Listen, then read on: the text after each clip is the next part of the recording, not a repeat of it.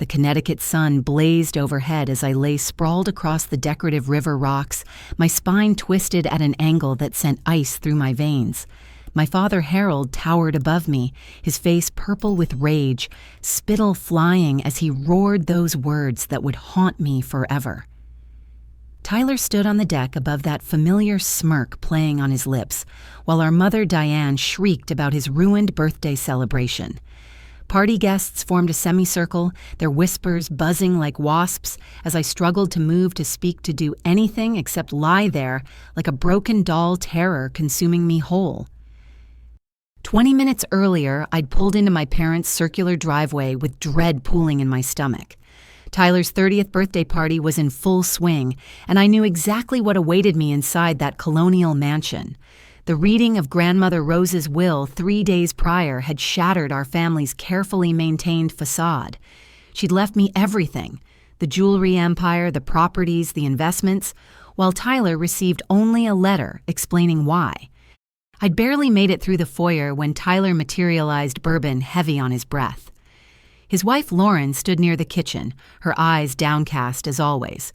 Their 2 kids, 8-year-old Mason and 6-year-old Sophia, played in the corner, carefully avoiding their father's line of sight. Well, if it isn't the golden child," Tyler slurred, blocking my path. "Come to gloat about stealing my birthright." "I didn't steal anything," I said quietly, trying to sidestep him. "Grandmother made her choice." "Her choice?" His voice rose dangerously. "You poisoned her against me. Always playing the victim, weren't you, poor little Bridgette, so fragile, so perfect?" The party guests pretended not to notice as Tyler followed me onto the second-floor deck. The Hartford skyline glittered in the distance, but all I could focus on was the fury radiating from my brother. We danced this dance before. Tyler's rage, my attempts at placation, our parents' willful blindness. "You've taken everything from me," he snarled, backing me against the railing. "First Mom and Dad's attention, then grandmother's love, now the entire fortune. When does it end?" "Tyler, please. Let's discuss this when you're sober." "Don't patronize me." His hands shot out, connecting with my shoulders. Time slowed as I felt the railing give way behind me. Tyler's eyes widened for a split second, surprise, regret, before gravity claimed me. The deck rushed away as I tumbled backward, my arms windmilling uselessly through empty air. The impact drove every molecule of oxygen from my lungs. Pain exploded through my lower back as I connected with the landscaping rocks my mother had insisted on installing last spring. Above me, faces appeared along the deck edge. Shocked guests, my stone-faced parents and Tyler, whose expression had already shifted from shock to calculation. What happened next would later prove crucial, though I didn't know it at the time. Tyler's best friend Marcus, who'd installed our home security system, slipped quietly into the house.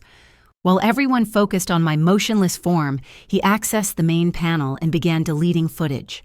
His fingers flew across the keyboard, erasing the evidence of Tyler's push, replacing it with a convenient gap in the recording.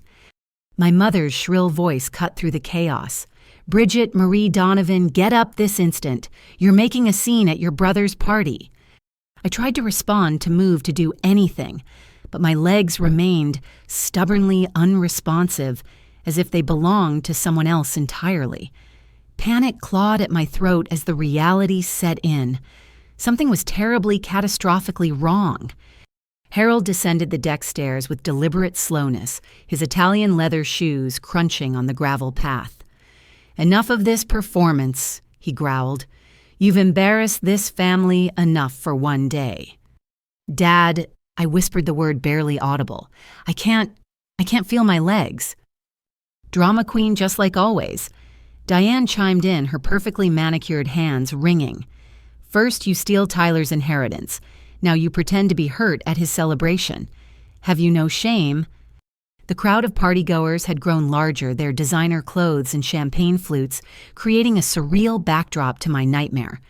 Among them, I spotted Dr. Patricia Winters, our longtime family physician, who made no move to help. They all just watched, waiting to see how far I'd take this supposed act.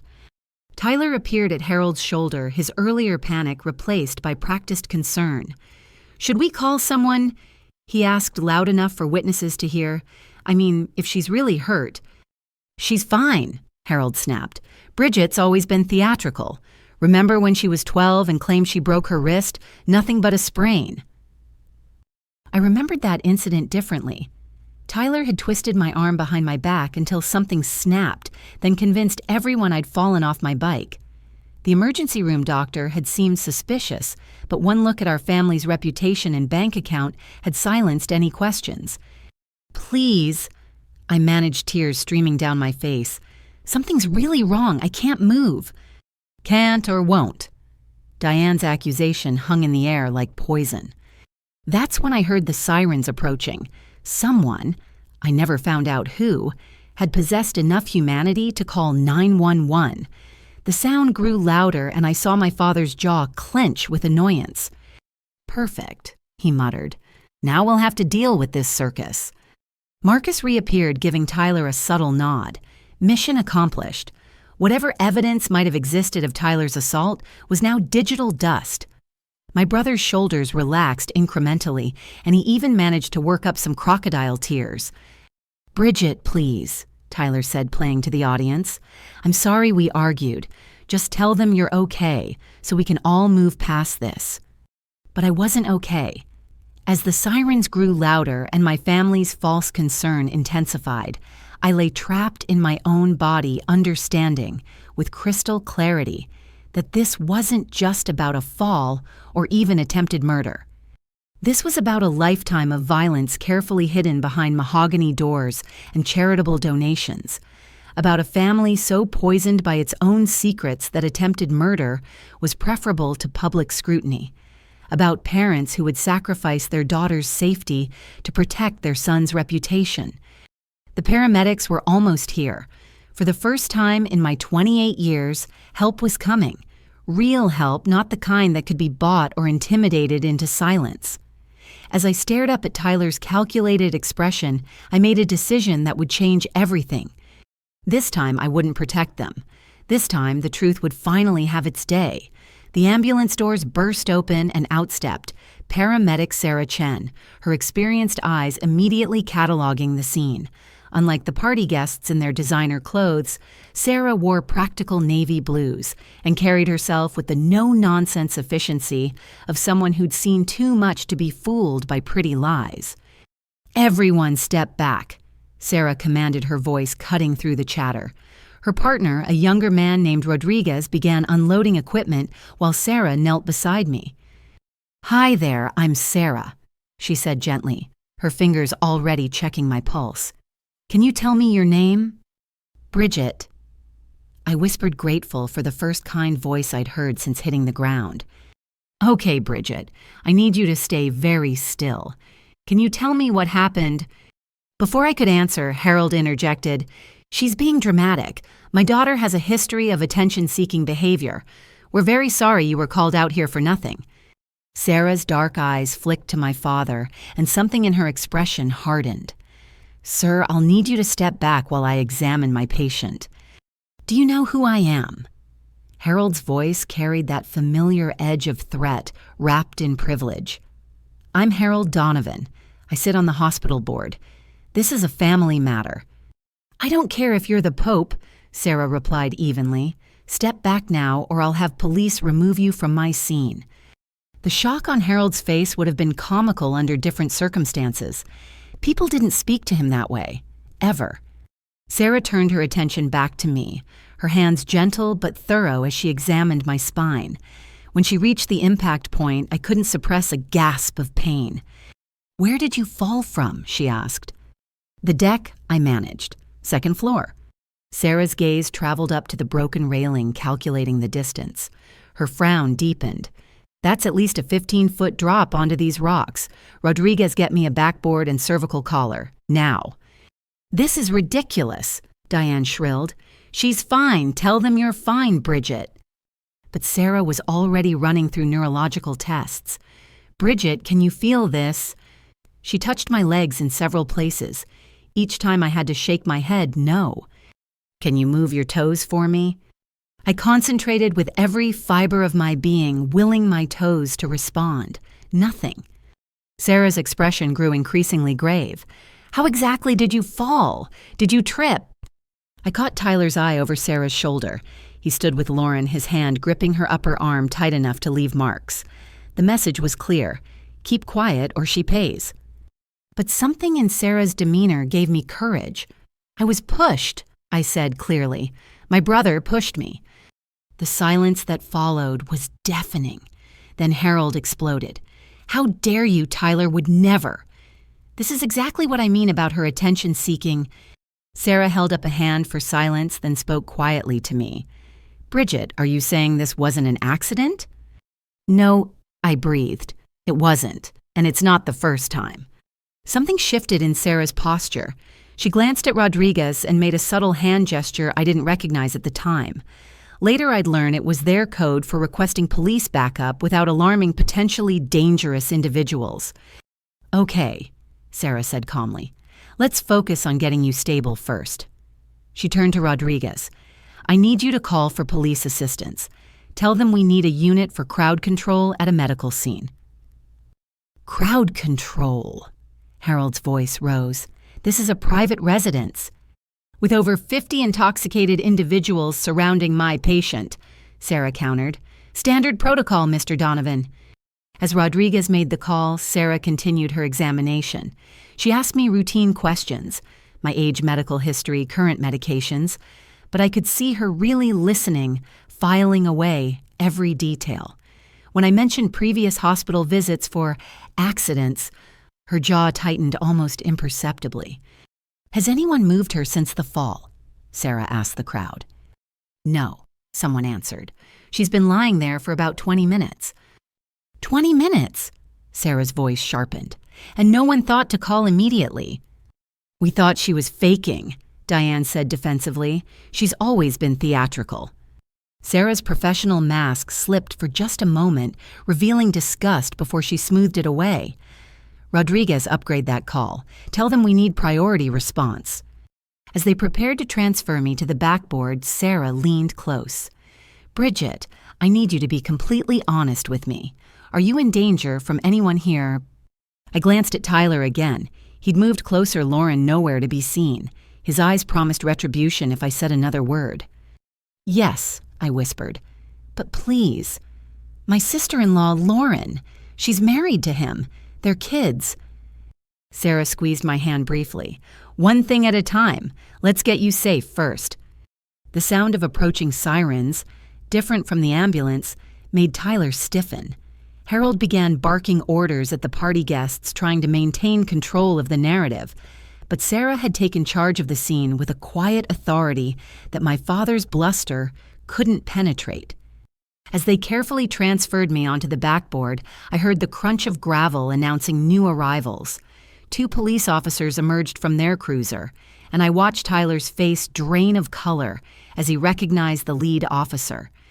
Detective James Morrison stood 6'3" with graying temples and the weathered look of someone who'd seen too much but hadn't let it break him. His eyes swept the scene, taking in the broken railing, the gathered crowd, my immobilized form, and finally settling on Tyler. Mr. Donovan, Detective Morrison said slowly, we meet again. This is harassment, Harold blustered, inserting himself between the detective and Tyler. My son has nothing to do with this accident. Accident! Morrison's eyebrow rose. Who said anything about an accident? I'm just here for crowd control. His tone was neutral, but his eyes never left Tyler's face. Sarah briefed the detective in rapid medical terminology, but her message was clear: potential spinal injury, mechanism of injury, inconsistent with accidental fall patient disclosure of assault concerns for domestic violence involving others at scene. I see, Morrison said when she finished. Well, it seems we'll need to secure this scene properly. Officer Daniels, please begin documenting the area, particularly that damaged railing. I'll need statements from witnesses. This is a private party, Harold roared. You have no right. Mr. Donovan. Morrison replied calmly, your daughter has reported an assault. That makes this a crime scene. Now you can cooperate or I can arrest you for obstruction. Your choice. I'd never seen my father speechless before. His mouth opened and closed like a landed fish, his face cycling through shades of red and purple. Sarah and Rodriguez finished securing me for transport. As they wheeled me toward the ambulance, I caught a glimpse of Marcus, slipping back into the house. Whatever he was planning, it couldn't be good. "Bridgette," Sarah said as they loaded me into the ambulance, "I'm going to ride with you to the hospital. Detective Morrison will meet us there to take your statement. But right now, my only concern is your medical care. You're safe now." Safe. The word felt foreign after a lifetime of looking over my shoulder. But as the ambulance doors closed, shutting out my family's toxic presence, I began to believe it might be possible. The last thing I saw before the doors sealed was Tyler being escorted to Morrison's patrol car. Not under arrest, not yet, but no longer in control. And for the first time since childhood, I felt something I'd almost forgotten existed. Hope. The antiseptic smell of Hartford General Hospital should have been comforting after the chaos at Tyler's party, but anxiety crawled under my skin like fire ants. They'd rushed me straight to imaging where I lay trapped in the MRI machine's narrow tunnel, its mechanical heartbeat thundering around me while my own heart raced with fear of what they'd find. Dr. Amanda Foster entered my room 2 hours later, her expression carefully neutral as she carried a tablet loaded with my results. In her early 40s, with silver streaking her auburn hair, she had the bearing of someone who delivered difficult news with compassion, but without sugarcoating. "Bridgette, I'm Dr. Foster, your attending physician. How's your pain level? Physical or emotional?" I tried to joke, but it fell flat. She pulled a chair close to my bed. "Let's start with the physical. The MRI results show a complete spinal cord injury at the L2, L3 vertebrae. The cord has been severed." The words hit me like another fall from that deck. Severed, but that means the paralysis in your legs is permanent, Dr. Foster confirmed gently. "I'm so sorry." The room tilted and I gripped the bed rails until my knuckles went white. Permanent. Tyler hadn't just pushed me. He'd stolen my ability to walk to run to dance at my own wedding someday. "There's something else." Dr. Foster continued, her tone shifting. "When we pulled your medical history, we found some concerning patterns. Would you be comfortable discussing your previous injuries?" Before I could respond, the door burst open and my roommate Emma rushed in, her usually perfect makeup smeared with tears. "Bridgette, I came as soon as I heard. Oh my God, what did he do to you?" "Emma, this is Dr. Foster," I managed. She was just explaining my injuries. Emma's expression darkened. Injuries Tyler caused. She whirled to face the doctor. "You need to know something. Bridgette's been documenting everything for years." She pulled a USB drive from her purse. Photos, recordings, medical bills she paid in cash so her parents wouldn't know. It's all here. Dr. Foster accepted the drive with raised eyebrows. "Bridgette, is this true?" I nodded, exhaustion weighing me down. "I started keeping records when I was 16. I knew someday I'd need proof." "Smart girl," Dr. Foster murmured. She inserted the USB into her tablet and her expression grew increasingly grim as she scrolled. "These photos... Bridgette, these show systematic abuse over more than a decade." 22 years, I corrected quietly. "Tyler's been hurting me since I was 6. Our parents always had explanations. I was clumsy, accident-prone, making things up for attention." Emma sat on my bed's edge, taking my hand. "Show her the recordings from Christmas." My stomach churned at the memory. Tyler got drunk at Christmas dinner. He started bragging about how he'd finally figured out a permanent solution to the Bridgette problem. I thought he was just talking, but he meant it. Dr. Foster finished. "Bridgette, with your permission, I need to share this with the police. This evidence combined with your current injuries." "Wait," Emma interrupted. "There's something else you should know. About an hour ago, hospital security caught someone trying to access Bridgette's room. They claimed to be family, but when security checked, they found they'd given a fake name." "What did they look like?" I asked, though I suspected I knew. "Tall, dark hair, expensive suit, Security has them on camera. Marcus. Of course Tyler would send his cleanup man. Dr. Foster stood abruptly. I'm ordering increased security for your room. No one gets in without proper clearance. She paused at the door. Bridgette, I also need to tell you something. I've been reviewing your historical medical records. Not just recent ones, but going back to childhood. There are x-rays from when you were 7, 12, 14, 16. The radiologist who reviewed them found evidence of multiple old fractures that were never properly documented. Those were from my accidents. I said automatically, the lie worn smooth from repetition. No, Dr. Foster said firmly. These injury patterns aren't consistent with the accidents described in your charts. They're consistent with physical abuse. She pulled up images on her tablet. This broken wrist when you were 12. The angle suggests forced hyperextension, not a bike fall. These rib fractures at 14. They're on both sides of your body. That doesn't happen from falling downstairs. Emma squeezed my hand tighter. Tell her about the cabin. I closed my eyes, transported back to that weekend at our family's lake cabin when I was 14. Tyler had been furious that I'd beaten him in a sailing race in front of his friends. That night, he'd cornered me in the boathouse. He kicked me, I whispered. Over and over while I was curled on the ground, said he was teaching me not to show him up. When Mom found me the next morning, she said I must have fallen down the stairs in the dark.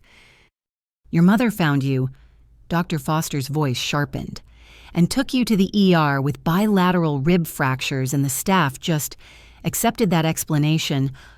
My parents are very convincing, I said bitterly, and very generous to the hospital foundation. A knock interrupted us. Detective Morrison entered, followed by a younger female officer. Ms. Donovan, I hope I'm not intruding. I'm here to take your statement whenever you're ready. Actually, Detective, your timing is perfect, Dr. Foster said. I was just documenting evidence of long-term abuse. I believe you'll want to see this.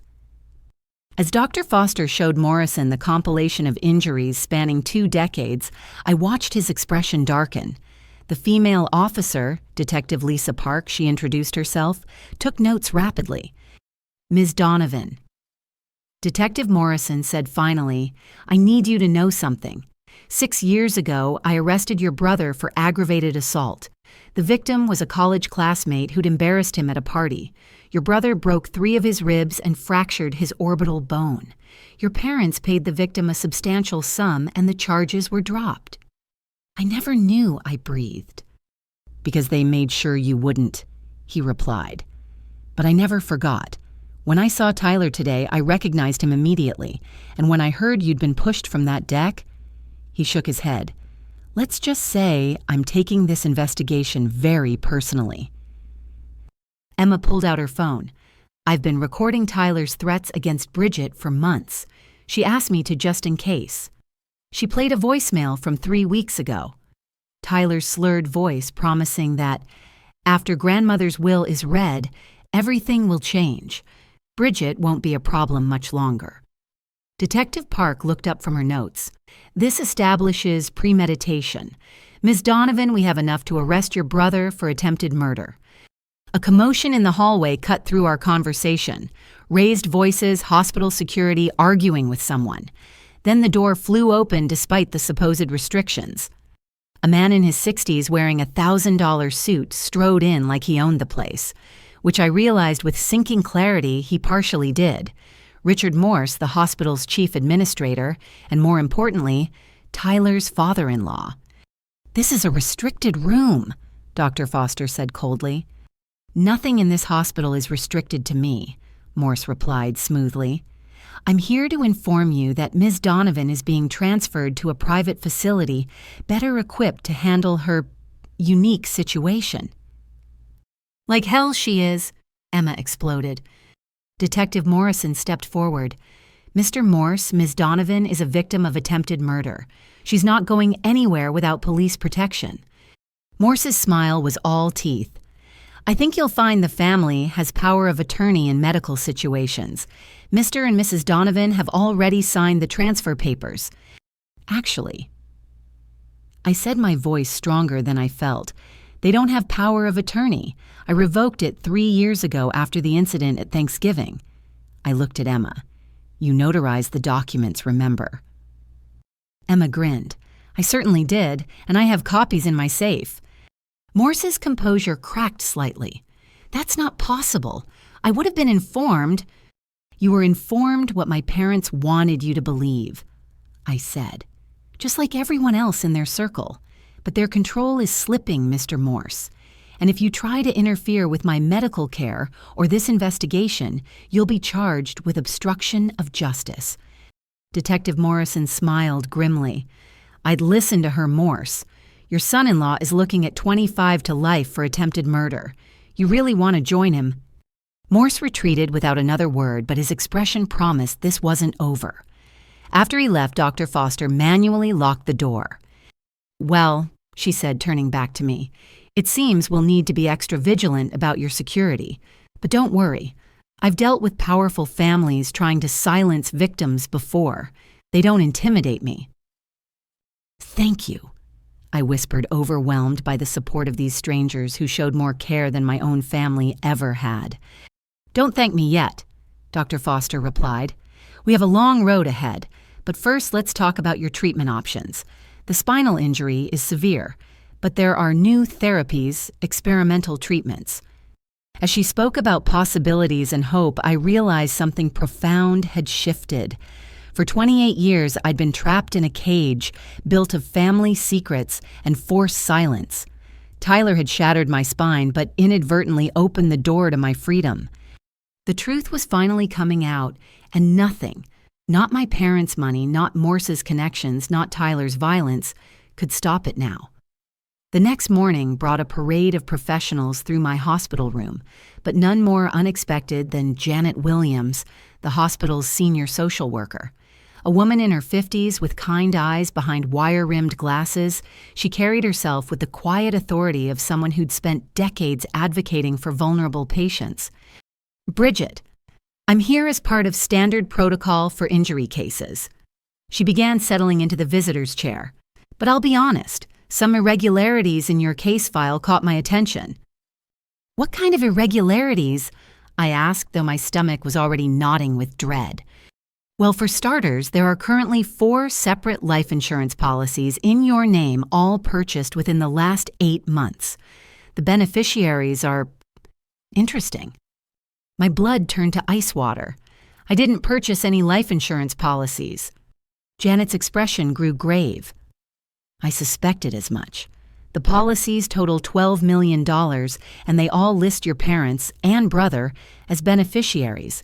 The signatures match yours, but I never signed anything. I finished. Oh God, Tyler's gambling debts. Emma mentioned he owes money to some dangerous people.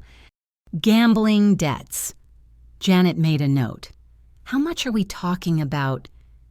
Emma, who'd spent the night in the uncomfortable hospital chair, spoke up. Last I heard, close to $3 million. He's been borrowing from increasingly sketchy sources, some connected to organized crime. A knock interrupted us. Detective Morrison entered with his partner and another man I didn't recognize, younger, sharp-suited, with the bearing of federal law enforcement. Ms. Donovan, this is Special Agent David Kim from the FBI's Financial Crimes Division, Morrison said. The insurance policies Ms. Williams discovered triggered some red flags in their system. Agent Kim stepped forward. We've been monitoring certain insurance fraud networks in Connecticut. Your brother's name came up in connection with some questionable policy applications. May I? He gestured to Janet's documentation. As he reviewed the papers, his expression grew increasingly serious. These policies were purchased using sophisticated identity theft. But what's more concerning is the timing. All 4 policies have contestability periods that end next month. After that, they pay out regardless of circumstances. You mean, I couldn't finish the thought. I mean, your brother had roughly 6 weeks to ensure you had a fatal accident before questions could be asked. Agent Kim confirmed. The push from the deck may have been impulsive, but the plan to kill you was definitely premeditated. Emma pulled out her laptop. I've been tracking some weird stuff too. Bridgette, remember when your apartment building's security system mysteriously went offline 3 weeks ago? The management company said it was routine maintenance. I replied slowly. Yeah, well, I did some digging. Emma turned her screen toward the investigators. The maintenance was performed by a company that doesn't exist, but the van they used, it's registered to Marcus Chen, Tyler's friend. Detective Morrison leaned forward. The same Marcus Chen who deleted security footage at the party. The very same, Emma confirmed. And here's where it gets really interesting. I pulled Bridgette's keycard access logs from her building. Someone used a cloned card to enter her apartment 6 times in the past month, always when she was at work. My skin crawled. Tyler was in my apartment, why? Agent Kim and Detective Morrison exchanged glances. Ms. Donovan, what's your daily routine? Coffee shops, gym, regular appointments? I go to the same yoga studio every morning at 6. Stop at Grounded Coffee on State Street after. Work until 6 or 7, then usually home unless I have events for the jewelry business. Predictable routine, Morrison muttered. Easy to plan an accident. Janet spoke up. There's more. I found medical power of attorney documents filed with the hospital last week. Before your fall, they grant your parents complete control over your medical decisions if you're incapacitated. But I revoked their power of attorney years ago, I protested. These are new documents with fresh signatures. Forgeries, obviously, but sophisticated ones. Someone was preparing for you to be unable to advocate for yourself. The pieces clicked together with horrifying clarity. The insurance policies, the surveillance, the forged documents, Tyler's drunken threats about a permanent solution. This wasn't just about anger or inheritance. It was a calculated murder plot. Emma's phone buzzed. She glanced at it and paled. Bridgette, you need to see this. She showed me a text from Lauren, Tyler's wife. They're destroying evidence. Tyler and Harold burning papers in the fireplace. Marcus here with industrial shredder. Please help us get out. Detective Morrison was already on his phone. I need units at the Donovan residence immediately. Probable cause for search warrant based on evidence destruction. Agent Kim added, we'll need forensic accountants too. If they're destroying financial documents. Wait, I interrupted. The jewelry business. Tyler doesn't know I changed all the passwords and security protocols last month after grandmother died. If he's been planning this, he might have tried to access the accounts. Janet pulled out her phone. I have a contact in corporate banking security. Let me make a call. As the room erupted in coordinated activity, I felt a strange mix of vindication and horror. Every paranoid precaution I'd taken over the years, the documentation, the recordings, the security measures, had been justified, but the scope of the betrayal was staggering. Ms. Donovan, Agent Kim said gently, I know this is overwhelming, but your preparation may have saved your life, and it's definitely going to put your brother away for a very long time. What about my parents? I asked quietly. They're destroying evidence. They knew about the insurance policies. They were ready with forged medical documents. Conspiracy to commit murder carries the same penalty as attempted murder in Connecticut, Morrison replied. If we can prove they knew about and aided Tyler's plan. Emma squeezed my hand. They'll finally face consequences. Janet returned from her phone call looking stunned.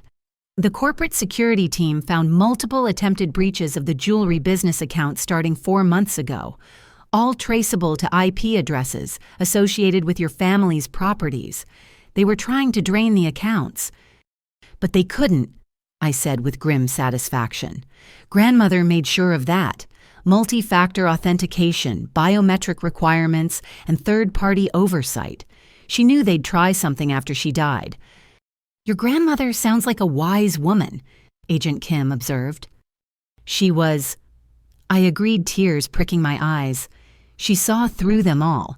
That's why she left everything to me. Not out of favoritism, but for protection.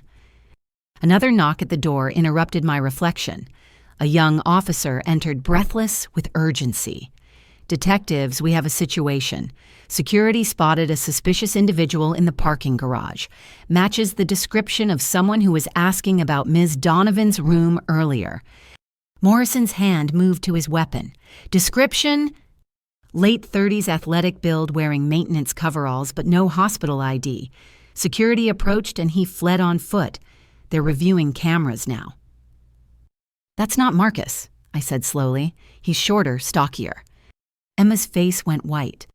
Oh God, Bridgette remembered Tyler's voicemail about having a professional solution if the family way didn't work. Agent Kim was already typing rapidly on his phone. I'm alerting hospital security and local law enforcement. Ms. Donovan, we're moving you to a secure wing immediately. As medical staff prepared for my transfer, the reality of my situation crystallized. This wasn't just about family dysfunction or inheritance disputes anymore. Tyler's desperation had led him to hire someone to finish what he'd started. Detective Morrison, I said as they wheeled my bed toward the door. When you arrested Tyler 6 years ago, did he threaten you? Morrison's jaw tightened. He said his family would bury me, that I'd regret crossing the Donovans. But you didn't back down. No, ma'am, and I won't this time either. He looked me straight in the eye. Your brother thought he could push you off that deck and walk away clean. Instead, he's opened the door to exposing every crime your family has committed. Insurance fraud, attempted murder, conspiracy, identity theft, forgery. The list keeps growing. As they moved me through the hospital's secured corridors surrounded by armed security and federal agents, I thought about the twisted irony. Tyler had tried to eliminate me as a problem. Instead, he'd transformed me into his worst nightmare. A victim with evidence protection and nothing left to lose. The hunter had become the hunted, and I was done being prey. The secure wing of Hartford General felt like a different world, quieter with restricted access and guards posted at every entrance. I'd been there 3 days when my estranged Aunt Patricia appeared at my door, her presence as unexpected as snow in July. Patricia Donovan Mitchell had cut ties with our family 15 years ago, moving to Oregon without explanation. Now in her late 50s, she looked older, worn down by secrets I was about to discover.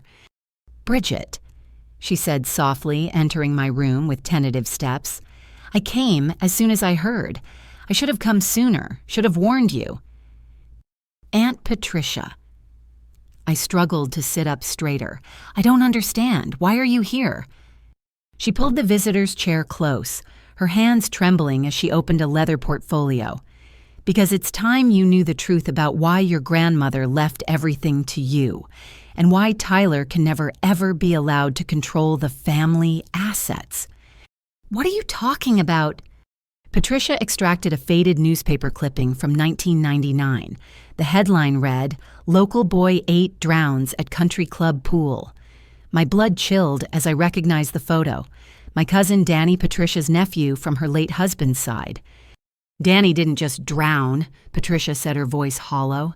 Tyler killed him. The room spun. That's impossible. Tyler was only 11.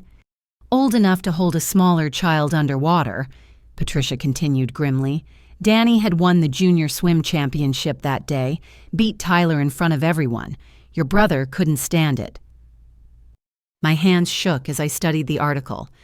But the paper says it was an accident, that Danny hit his head, because your parents paid off 3 witnesses and the medical examiner. Patricia pulled out more documents, bank statements, sworn affidavits kept hidden for decades. Harold withdrew $200,000 in cash the day after Danny died. The witnesses, teenage lifeguards, suddenly had college funds. The medical examiner retired early to Florida. Detective Morrison, who'd been standing guard outside, entered quietly. Ma'am, I couldn't help but overhear. These documents are yours, Patricia said, handing him the portfolio. I've kept copies in a safety deposit box for 25 years, waiting for the right moment. When I heard what Tyler did to Bridgette, I knew it was time. Why didn't you come forward before? I asked, anger, mixing with shock. Patricia's eyes filled with tears. Because Rose, your grandmother, begged me not to. She knew the truth but believed she could control Tyler, keep him from hurting anyone else. She promised to protect you and any other potential victims. In exchange for my silence, she set up trust funds for Danny's siblings and funded my move to Oregon. Grandmother knew my world tilted further off axis. She saw everything from her bedroom window. The pool house, Tyler holding Danny under the staff, too far away to intervene. By the time she got downstairs, it was too late. Patricia wiped her eyes. Rose spent the rest of her life trying to contain the monster she'd helped create through silence. Morrison was photographing each document with methodical precision. Ms. Mitchell, are any of those witnesses still alive? 2 of the 3 lifeguards. I've stayed in touch. They're willing to testify now that the statute of limitations has passed on perjury. Patricia looked at me intently. Your grandmother changed her will 6 months before she died. She'd discovered something that convinced her Tyler had to be cut off completely. What did she discover? Patricia pulled out the final document, a private investigator's report dated 2 years ago. Tyler had been researching untraceable poisons, attending estate planning seminars about inheritance law. Your grandmother hired someone to follow him after she noticed her tea tasting strange. The investigator found evidence Tyler was slowly poisoning her. I gasped, but grandmother died of heart failure. Induced by chronic digitalis poisoning, Patricia confirmed. Nearly impossible to prove without exhumation, but the investigator documented Tyler purchasing foxglove plants and researching extraction methods. Emma, who'd been silent throughout the revelation, finally spoke. He killed his own grandmother. Rose knew she was dying, Patricia said. That's why she moved so quickly to change the will. She couldn't prove the poisoning, but she could protect the family fortune from falling into a murderer's hands. Everything went to you, Bridgette, because you were the only one she trusted to do the right thing. A knock interrupted our devastating conversation. Agent Kim entered with Janet Williams and a woman I didn't recognize, mid-40s professional suit with the bearing of someone accustomed to courtroom battles. Ms. Donovan, I'm Assistant District Attorney Michelle Crawford. I've been assigned to prosecute your case. Ms. Mitchell's information has just transformed this from attempted murder to a potential serial killer investigation. Serial killer. The words felt foreign applied to my brother. Danny Watson's death, your grandmother's suspicious passing the attempt on your life. That's a pattern spanning 24 years, ADA Crawford explained. We'll need to exhume your grandmother's body, re-examine Danny's case. There might be others, I said quietly, remembering. Tyler had a college roommate who died in a car accident. The brakes failed on a clear day, and a business rival of Dad's who had a fatal allergic reaction at a dinner party Tyler attended. Morrison and Kim exchanged sharp glances. We'll need names, dates, any details you can remember. As I provided what information I could, Patricia revealed more family secrets. Harold's embezzlement from the jewelry company, nearly $8 million over 15 years to fund Tyler's lifestyle and pay off his victims.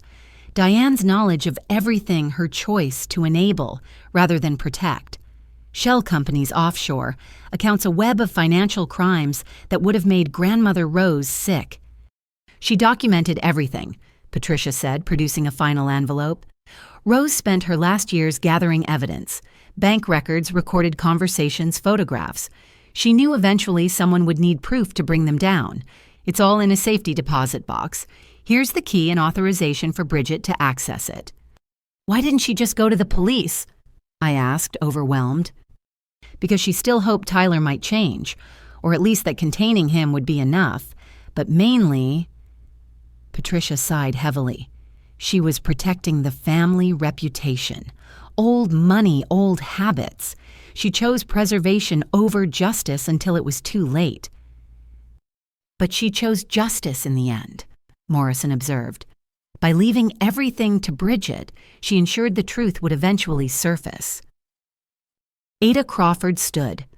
Ms. Donovan, with your permission, we'd like to expand this investigation significantly. Your brother will be charged with attempted murder, but we're now looking at multiple homicides, conspiracy, fraud, and racketeering. Your parents will face serious charges as accomplices. Do it, I said without hesitation. All of it. Expose everything. After the authorities left to pursue their expanding investigation, Patricia remained. We sat in silence for a moment, absorbing the weight of generational sins finally brought to light. "I'm sorry," she whispered, "for staying quiet, for letting you grow up in that house of horrors. Rose and I thought we were protecting you by managing Tyler, but we just enabled him to escalate." "You're here now," I said, reaching for her hand. "That matters." "There's one more thing." Patricia pulled out a letter in grandmother's handwriting. "She left this for you only to be opened if something happened to you at Tyler's hands." With trembling fingers, I opened the envelope. "My dearest Bridgette, if you're reading this, then my greatest fear has come true, and I failed to protect you. Please forgive a cowardly old woman who chose family reputation over innocent lives. Tyler is what happens when evil goes unchecked, when money silences justice, when parents refuse to see the monster they created. I carry the weight of every person he's hurt because I helped hide his crimes. Use everything I've left you, not just the money, but the evidence, the connections, the power, to end this. Where I was weak, be strong. Where I was silent, speak truth. You were always the best of us, the only pure soul in a poison tree. That's why it all goes to you, not as a burden, but as a weapon. Fight back, my darling girl. Win. All my love, Grandmother Rose." Tears streaming down my face, I folded the letter carefully. Patricia squeezed my hand as we processed the magnitude of what had been revealed. Tyler hadn't just pushed me off a deck. He'd pushed too hard against a fortress of evidence my grandmother had spent years building. Every crime, every payoff, every death, all documented and waiting for someone brave enough to use it. "She saved me," I whispered. "Even from beyond the grave, she saved me." "No," Patricia corrected gently. "She gave you the tools. You're saving yourself. And in doing so, you'll get justice for Danny, for Rose, for all of Tyler's victims." As the sun set over Hartford, painting my hospital room in shades of gold and crimson, I felt the weight of my inheritance fully. Not just the money or the business, but the responsibility to end a cycle of violence that had claimed too many lives. Tyler thought he'd silence me forever when he pushed me off that deck. Instead, he'd awakened an army of ghosts, and they were all testifying for the prosecution. Attorney Melissa Crawford commanded attention the moment she entered my hospital room 5 days later. Tall and impeccably dressed in a charcoal suit, she carried herself with the confidence of someone who'd spent 20 years dismantling corrupt dynasties in court. Her reputation preceded her. The lawyer who'd taken down the Pemberton pharmaceutical empire and exposed the Whitfield family's human trafficking ring. Ms. Donovan. She said, her handshake firm despite my prone position. "I've reviewed your case. Your brother made a critical error pushing you off that deck. He gave us the opening we needed to expose decades of criminal enterprise." "You'll take the case?" I asked hopefully. "I already have," she replied, opening her briefcase with practiced efficiency. "Filed the civil suit this morning. Attempted murder, assault, intentional infliction of emotional distress, conspiracy fraud. That's just the beginning. Your parents are named as co-defendants given their participation in the cover-up and conspiracy." Emma whistled low. "How much are we seeking?" "Everything," Melissa said simply. "Every asset they've hidden, every dollar they've stolen, every property they own. But more importantly, we're seeking justice. Criminal prosecution runs parallel to our civil case. Your brother won't just lose money. He'll lose freedom." A soft knock interrupted us. Lauren stood in the doorway, Tyler's wife, looking like she'd aged a decade in the past week. Behind her, their children, Mason and Sophia, clutched their mother's hands, eyes wide with uncertainty. "I'm sorry to interrupt," Lauren said quietly. Bridgette, could we talk? Please. Melissa started to object, but I held up my hand. It's okay. Lauren's a victim, too. Lauren's composure crumbled as she approached my bed. I need to help. Tyler, what he did to you. He's been doing to us, too. I can't let my children grow up thinking this is normal. Mrs. Donovan. Melissa said carefully, are you saying you want to testify against your husband? I'm saying I have recordings. Lauren replied, pulling out a small digital recorder. 3 years' worth. Tyler talking about his plans, his past crimes, what he intended to do to Bridgette. My breath caught. You've been recording him for 3 years. Since the first time he hit Mason, Lauren's voice broke. My baby was only 5. Tyler backhanded him for spilling juice. That night, I started documenting everything. Melissa immediately took charge. Mrs. Donovan, Lauren, we need to get you and the children into protective custody immediately. If Tyler discovers you're cooperating, he already knows something's wrong. I took the kids and left 3 nights ago. We're staying at a women's shelter under assumed names. Lauren looked at her children, then back at me. Play the recording from last month, the one labeled birthday planning. Lauren pressed play. Tyler's voice filled the room, chillingly casual. Once Bridgette has her accident, everything falls into place. Insurance pays out company transfers to family control, and that shelter Lauren keeps threatening to run till they'll lose their biggest donor when I redirect the foundation funds. 2 birds, 1 push. The recording continued. Tyler detailing his plans with sociopathic precision. Where to strike, when to act, how to ensure maximum damage while maintaining plausibility. My blood ran cold hearing him discuss my death like a business transaction. There are dozens more, Lauren said quietly, including one where he admits to killing your cousin Danny. He was drunk bragging about being undefeated in eliminating problems. Melissa's eyes gleamed with prosecutorial fire. Lauren, this evidence is invaluable, but testifying will put you at risk. Are you prepared for that? My children deserve better, Lauren said firmly. I failed to protect them from their father, but I won't fail to protect them from becoming him. Young Mason stepped forward, pulling something from his pocket. Aunt Bridgette, Daddy told me to give you this at the party, but I didn't want to. It made my tummy feel bad. He handed me a small envelope. Inside was a sympathy card, the kind you'd send for a death in the family. Blank inside, but the implication was clear. Tyler had been so confident in his plan that he'd prepared condolence cards in advance. You did the right thing, sweetheart, I told Mason, fighting tears. Melissa photographed the card, adding it to our growing evidence pile. This shows premeditation to an extraordinary degree. Lauren, we need to get you formally into witness protection. I'll make the calls. As Melissa coordinated protection for Lauren and the children, Detective Morrison arrived with urgent news. We've arrested Marcus Chen, he announced. Caught him attempting to flee to Canada. He's already flipping on Tyler to save himself. Turns out your brother promised him $2 million to help orchestrate your death and destroy evidence. $2 million he didn't have, I noted, which Marcus discovered when he tried to collect after deleting the security footage. Morrison confirmed. He's providing full cooperation, including text messages, recorded conversations, and details about Tyler's previous crimes he helped cover up. The door opened again, revealing someone I never expected to see in my hospital room, Judge Elizabeth Thornton, the senior family court judge who'd overseen numerous Donovan family matters over the years. Now in her 70s, she carried herself with quiet dignity, despite obvious distress. Bridgette, she said softly, may I come in? Melissa tensed. Your Honor, I'm not sure this is appropriate given potential judicial involvement. I'm here to provide evidence, Counselor, Judge Thornton interrupted. Not to interfere. I've spent 30 years watching the Donovan family manipulate the legal system. No more. She produced a thick folder.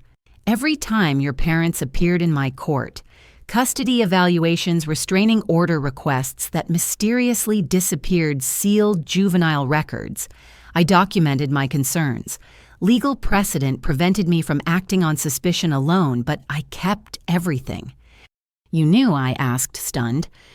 I suspected. The patterns were clear. Injuries explained away witnesses who suddenly recanted charges, dropped without explanation. But your family's lawyers were experts at staying just within legal bounds. She handed the folder to Melissa. This includes correspondence from other judges expressing similar concerns.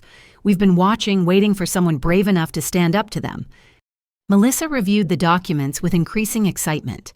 Your Honor, this establishes a clear pattern of obstruction of justice spanning decades. This is exactly what we need to show systematic criminal enterprise. There's one more thing, Judge Thornton said, looking directly at me. Your grandmother came to me 6 months before she died. She wanted to file charges against Tyler for attempted poisoning, but didn't have enough proof.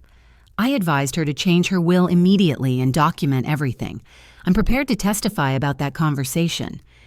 The room fell silent as we absorbed the magnitude of allies emerging from shadows. Lauren with her recordings, Marcus turning state's evidence, Judge Thornton breaking judicial silence, Patricia providing historical proof. Tyler's fortress of fear was crumbling as victims found courage in numbers. We're filing additional charges tomorrow, Melissa announced. With this evidence, we're looking at federal racketeering charges under RICO statutes. This isn't just assault anymore, it's organized crime. Lauren's phone buzzed. She paled reading the message. It's from Harold.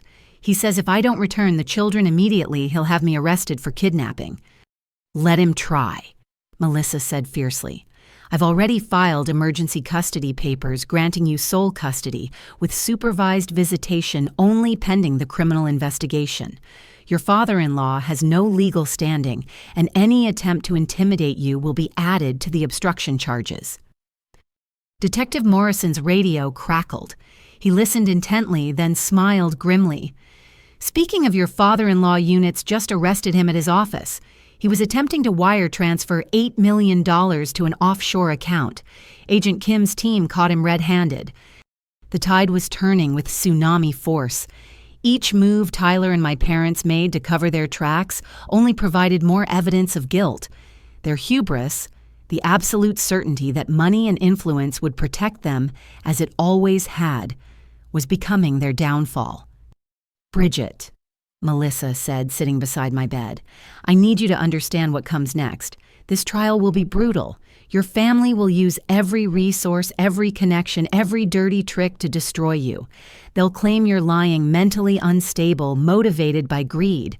Are you prepared for that? I thought of Danny, 8 years old and drowning while Tyler held him under. Of grandmother Rose, slowly poisoned by the grandson she'd tried to contain. Of all the unnamed victims silenced by Donovan money over the years. They've already destroyed my body, I said firmly. They don't get to destroy the truth, too. Whatever it takes, however hard it gets, we finish this. Melissa smiled, the expression transforming her stern features. Then let's make legal history. The Donovan crime family ends with you. As strategies were planned and protection arranged, I felt the power shifting. For 28 years, I'd been the victim. Now surrounded by allies and armed with truth, I was becoming something far more dangerous to Tyler and my parents. I was becoming justice incarnate, and they had nowhere left to hide. The story broke on a Tuesday morning like thunder across clear skies. Catherine Price, the investigative journalist whose expose on corporate corruption had won her a Pulitzer, stood outside Hartford General Hospital, delivering a live report that would change everything. Behind me lies Bridgette Donovan, paralyzed from the waist down after her brother allegedly pushed her from a second-story deck. Catherine began, her voice carrying the gravity of the moment. But what started as a family dispute has exploded into one of Connecticut's largest criminal investigations, exposing decades of murder, fraud, and cover-ups among the state's elite. I watched from my hospital bed as the story dominated every local channel. Emma had connected Catherine with our legal team after the journalist received anonymous tips about the case. Tips we later learned came from hospital staff horrified by my family's behavior. This is good, Melissa said, monitoring social media on her tablet. Public pressure prevents them from burying this in legal procedures. The interview Catherine conducted with me aired that evening. Against Melissa's initial reservations, I'd insisted on appearing on camera from my hospital bed, wanting the world to see what Tyler had done. "He's been hurting me since I was 6. I told Catherine, my voice steady despite the pain. My parents knew. They covered for him when he killed our 8-year-old cousin. They helped him hide evidence when he poisoned our grandmother. I was supposed to be next." The response was immediate and overwhelming. Within hours, justice for Bridgette trended nationally. The jewelry company's social media flooded with messages of support. Orders poured in from customers wanting to support the business Tyler had tried to steal. But more importantly, other victims began coming forward. The first was Jennifer Walsh, a former employee of my father's, who'd been assaulted by Tyler at a company Christmas party 10 years ago. She'd been paid $50,000 to sign an NDA, but legal experts confirmed NDAs couldn't silence criminal testimony. "I was 22, Jennifer told reporters outside the courthouse. "Tyler cornered me in the parking garage. When I reported it to HR, Harold Donovan himself offered me money to leave quietly. I took it because I was scared and needed the job. But seeing Bridgette's courage, I can't stay silent anymore." Then came Robert Henley, whose brother had been Tyler's business partner until a suspicious boating accident 5 years ago. Tyler was the last person to see him alive. The Coast Guard ruled it accidental drowning, but my brother was an expert swimmer. And coincidentally, his death allowed Tyler to take full control of their joint ventures. Dr. Patricia Winters, our former family physician, broke her silence about years of treating suspicious injuries. The Donovans always had explanations, always paid in cash, always requested no documentation. I violated my ethical duties by complying. I'm ready to testify about what I really saw. Each revelation sparked new investigations. The FBI's Financial Crimes Division uncovered a network of shell companies Harold used to launder money. The Connecticut State Police reopened 6 suspicious deaths potentially connected to Tyler. The IRS began forensic audits of 3 decades of family tax returns. "Your family created a criminal empire," Agent Kim explained during one of his visits. "But empires fall when people stop being afraid." The media attention affected more than just the investigation. Lauren, in protective custody with the children, gave a single powerful interview about domestic violence in wealthy families. "People assume abuse only happens in certain neighborhoods, certain tax brackets," she said, holding her children close. "But monsters wear designer suits too. They just hide it better. My husband tried to murder his sister while our children were playing nearby. If Bridgette hadn't survived to speak truth, my babies might have been next." The business community reacted swiftly. Harold was removed from all corporate boards. Country clubs revoked memberships. Charities returned Donovan donations, not wanting tainted money. The family name, once synonymous with prestige, became radioactive.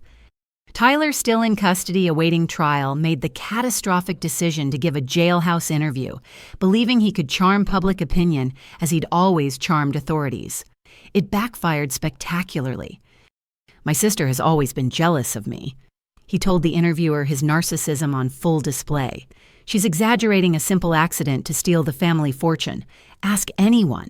I'm a devoted father, successful businessman, pillar of the community." "What about Danny Watson?" the interviewer pressed. "Your 8-year-old cousin who drowned." Tyler's mask slipped for just a moment, revealing something cold and predatory. "Danny was weak. He couldn't handle a little roughhousing. Natural selection, really." The clip went viral within minutes. Natural selection. He'd called murdering a child natural selection on national television. He just confessed. Melissa laughed, actually laughed, watching the footage. His lawyer must be having a heart attack.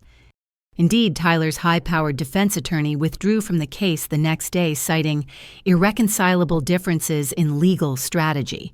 3 other firms declined to represent him after reviewing the evidence. The Donovan family jewelry business, which I'd worried might suffer from the scandal, experienced the opposite effect. Sales increased 400% as customers rallied to support me. I announced all profits would fund a foundation for domestic violence, survivors, and spinal cord research. "You're turning poison into medicine," Patricia told me during one visit. "Your grandmother would be so proud." Local news anchor James Mitchell, no relation to Patricia, approached me about a documentary. "This isn't just about one family's crimes," he explained. "It's about how wealth and privilege shield predators. Your story could change how society handles these cases." I agreed with conditions. Proceeds would go to victim support services. Lauren and other victims' identities would be protected unless they chose to participate, and the focus would remain on justice, not sensationalism. As weeks passed, the media coverage evolved from shocking headlines to deeper investigations of systemic failures. How had Tyler escaped consequences for so long? Why did authorities consistently accept the family's explanations? How many other prominent families were hiding similar secrets?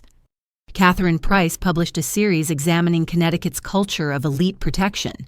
She found 17 other cases where wealthy families had suspicious deaths or assaults disappear through strategic donations and legal maneuvering. "The Donovan case isn't unique," she wrote. "It's just the first where a victim survived with evidence and refused to be silenced. My hospital room became command central for a movement larger than our individual case. Prosecutors from other jurisdictions contacted Melissa about cold cases potentially connected to Tyler. Advocacy groups asked me to speak about survivors' rights. Medical professionals reached out about improving injury documentation protocols." "You've started something," Detective Morrison observed during one visit. "Other victims see you fighting back and winning. They're finding their own courage." But the media attention brought challenges too. Herald hired a public relations firm to wage counter-narrative warfare. They planted stories suggesting I was mentally unstable, motivated by greed, possibly brain damaged from my fall. They dredged up any mistake I'd ever made, any moment of imperfection, to undermine my credibility. "Let them," Melissa advised when I worried about the attacks. "Desperate mudslinging only makes them look worse. We have evidence. They have spin." She was right. Every attempted character assassination backfired when contrasted with mounting evidence. Security footage from various locations showed Tyler stalking me. Financial records revealed the insurance policies. Lauren's recordings provided irrefutable proof of premeditation. The turning point came when Mason Tyler and Lauren's 8-year-old son drew a picture in therapy that made national news. It showed a stick figure pushing another off a building, while a third figure, labeled me, watched. The therapist's notes indicated Mason had witnessed his father practicing how he would push me. "Even his own child knew," one commentator observed. "How many signs were ignored? How many warnings dismissed?" As I lay in my hospital bed watching the empire of lies collapse on every channel, I felt something I hadn't experienced in 28 years: validation. The world finally saw what I'd always known. Tyler was a monster. My parents were enablers, and their money couldn't buy silence anymore. "Ready for tomorrow?" Melissa asked as visiting hours ended. Tomorrow began depositions for the civil trial, the next phase in our legal battle. "I've been ready my whole life," I replied. "I just didn't know it until Tyler pushed me off that deck." The media had lit a fire that couldn't be extinguished. Truth once unleashed proved more powerful than any fortune. And as Catherine Price signed off her nightly report with, "This is just the beginning," I knew she was right. The Donovan family had ruled through fear for generations. But fear dissipates when exposed to light, and we were shining spotlights from every angle. The revolution wasn't just televised, it was trending viral and unstoppable. Physical therapy at Hartford General's specialized spinal unit felt like climbing Mount Everest every single day. My therapist, Marcus Thompson, a former Paralympic athlete who'd lost his own mobility in a motorcycle accident, didn't believe in gentle encouragement. "Pain means you're alive," he said during our first session, guiding my unresponsive legs through range of motion exercises. "And alive means you can fight." The unit housed 12 other spinal injury patients, each battling their own mountains. There was Sarah, 23, paralyzed in a diving accident. James, 45, shot during a robbery. Maria, 31, thrown from a horse. We formed an unlikely family united by wheelchairs and determination. "Your brother did this," Sarah asked during group therapy, her voice mixing sympathy with rage. "And your parents defended him." "Still are defending him," I confirmed. "Their latest filing claims I threw myself off the deck for attention." "That's insane," James muttered. "Though my ex-wife claimed I shot myself for the insurance money, so I guess criminals always blame victims." Dr. Kenji Yamamoto, the unit's director and pioneering spinal surgeon, reviewed my case with cautious optimism. "The severance is complete at L2-L3, he explained, showing me the scans. "Traditional medicine says paralysis is permanent, but we're working on revolutionary treatments. Gene therapy, stem cell implants, neural bridging technology. Would you be interested in our experimental program?" "What are the risks?" Emma asked, ever protective. "Significant," Dr. Yamamoto admitted, "but the potential rewards include partial or even full mobility restoration. We've had 3 successful cases in preliminary trials." "I'll do it," I said without hesitation. "Tyler took my legs. I want them back." The screening process was exhaustive. Physical evaluations, psychological assessments, legal waivers. But 3 weeks into my hospital stay, I was accepted into the groundbreaking program. Hope felt dangerous after so much loss, but I clung to it anyway. My days developed routine: morning physical therapy, afternoon occupational therapy, evening sessions, learning to navigate the world from a wheelchair. I documented everything on social media, building a following of hundreds of thousands who found inspiration in my refusal to surrender. "You're giving people hope," Maria observed, watching my follower count climb. "Showing them survival is possible." But survival came with setbacks. Tyler, out on $5 million bail, violated the restraining order repeatedly. Security cameras caught him in the hospital parking lot. Staff reported suspicious phone calls asking about my schedule. Once a man claiming to be a physical therapist tried accessing my floor with fake credentials. "He's escalating," Detective Morrison warned after the 3rd incident. "Desperation makes predators more dangerous." Melissa successfully petitioned to revoke Tyler's bail, but he disappeared before authorities could arrest him. A manhunt began while my security increased. FBI agents joined hospital security in protecting the spinal unit. "I won't let him make me a prisoner," I insisted when they suggested moving me to a secure facility. "This unit, these people, they're my path to walking again." Dr. Yamamoto scheduled my experimental treatment to begin in week 6. The process involved harvesting my own stem cells, genetically modifying them to bridge neural gaps, then surgically implanting them at the injury site.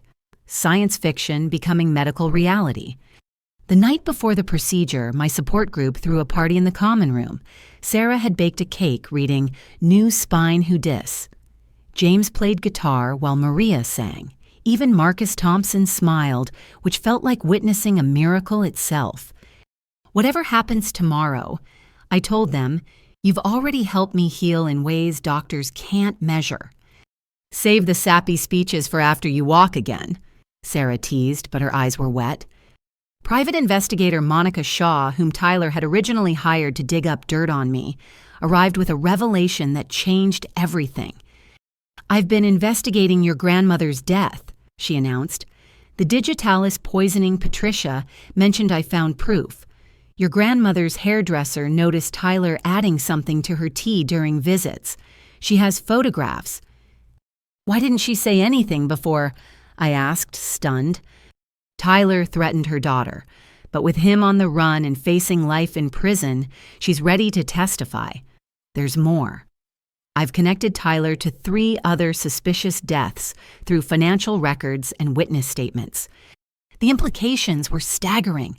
Tyler wasn't just violent, he was a serial killer who used family wealth to hide bodies. Each revelation added years to his potential sentence. "We'll need to inform the FBI," Morrison said. "This crosses state lines, involves multiple jurisdictions. Tyler's looking at federal death penalty charges if convicted. As terrifying as that news was, I had to focus on my surgery.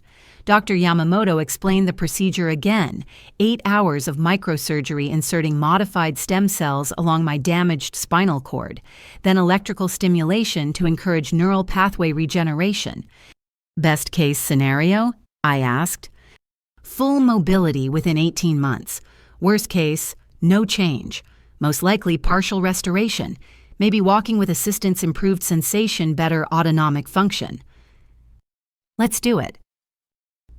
The morning of surgery, unexpected visitors arrived. Lauren brought the children, both carrying handmade cards. Masons showed stick figures holding hands with "Get Better Aunt Bridgette" in careful letters. Sophia had drawn butterflies and rainbows with "Love You" scribbled in purple crayon. "We're rooting for you." Lauren said, her own recovery evident in steadier hands and clearer eyes. "The kids pray for you every night." "When you can walk again," Mason said seriously, "will you teach me to swim? Daddy never would, and Mommy's scared of water." "It's a deal," I promised, hugging them tight. Patricia arrived next, carrying grandmother's jewelry box. "She wanted you to have this before any major life event," she said, revealing an antique locket. Inside were photos, grandmother as a young woman and surprisingly me at age 5, before Tyler's violence began. "She loved you most," Patricia whispered. "Even when she couldn't protect you, she loved you most." The surgical team arrived to prep me. As they wheeled me toward the operating room, my spinal unit family lined the hallway. Sarah started clapping, then James, Maria, all of them. Other patients joined from their rooms. Nurses, doctors, even security guards applauded as I passed. "Go get him, Tiger," Marcus Thompson called out, actually grinning. In pre-op, Dr. Yamamoto made final checks. "Any questions?" "Just one," I said. "When I walk again, and I will walk again, can I come back and help others in the program? Pay forward what you're giving me." He smiled. "I'd be honored to have you on the team. Now let's make medical history." As anesthesia took hold, my last conscious thought wasn't about Tyler or trials or family betrayal. It was about possibility, about Sarah learning to paint with her mouth, James rebuilding his life, Maria starting a foundation, all of us proving that breaking someone's body doesn't break their spirit. Tyler had pushed me off that deck to destroy me. Instead, he'd pushed me into a community of survivors who showed me strength I never knew existed. Whatever happened in surgery, whatever came next with trials and testimony, I'd already won something Tyler could never understand. I'd found my people. I'd found my purpose. And maybe, just maybe, I'd find my way back to my feet. The operating room lights blurred as drugs pulled me under. 8 hours to rewrite my future. 8 hours to reclaim what violence stole. 8 hours to prove that healing was the greatest revenge. "Count backward from 10, the anesthesiologist instructed. 10, for all Tyler's victims seeking justice. 9, for grandmother's faith in truth. 8, for Danny who never got to grow up. 7, for Lauren and the kids breaking free. 6, for my spinal unit family. 5, for everyone who refused to stay silent. 4, for the life I'd build from ashes. 3, for the foundation I'd create. 2, for the hope that survives violence. 1, for the girl who refused to stay down. The conference room at Melissa Crawford's law firm buzzed with controlled chaos as our legal team prepared for what media had dubbed the trial of the century. 3 months had passed since my experimental surgery, and while I still couldn't walk, I'd regained partial sensation in my legs, a miracle that strengthened our case about the severity of Tyler's attack. Depositions start tomorrow. Melissa announced, arranging files with military precision. Harold first, then Diane. Tyler remains in custody after his capture last month, and his deposition is scheduled for Thursday. Tyler's arrest had been dramatic. FBI agents found him hiding in a Montana survivalist compound, armed and increasingly unstable. He'd been dragged back to Connecticut in shackles, ranting about conspiracy theories and family betrayal. Harold entered the deposition room like he still owned the world designer suit, impeccable tie-do dripping with disdain. His attorney, Richard Blackwood from Blackwood and Associates, was known for defending the indefensible with surgical precision. "State your name for the record," Melissa began. "You know my name," Harold sneered. "This whole charade is beneath the Donovan family dignity.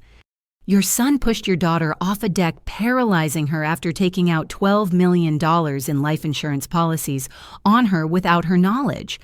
Where exactly is your family dignity, Mr. Donovan?" The deposition lasted 8 grueling hours.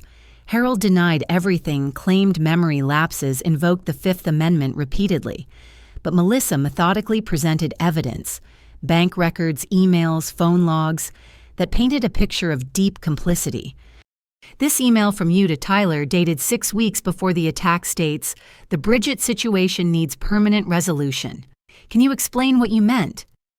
"I meant her attitude problem," Harold blustered, "her refusal to accept family decisions. And this wire transfer of $2 million to an account in the Caymans immediately after Bridgette's fall. Unrelated business transaction. The account was closed the day Tyler was arrested. Coincidence?" Harold's attorney objected repeatedly, but the damage was done.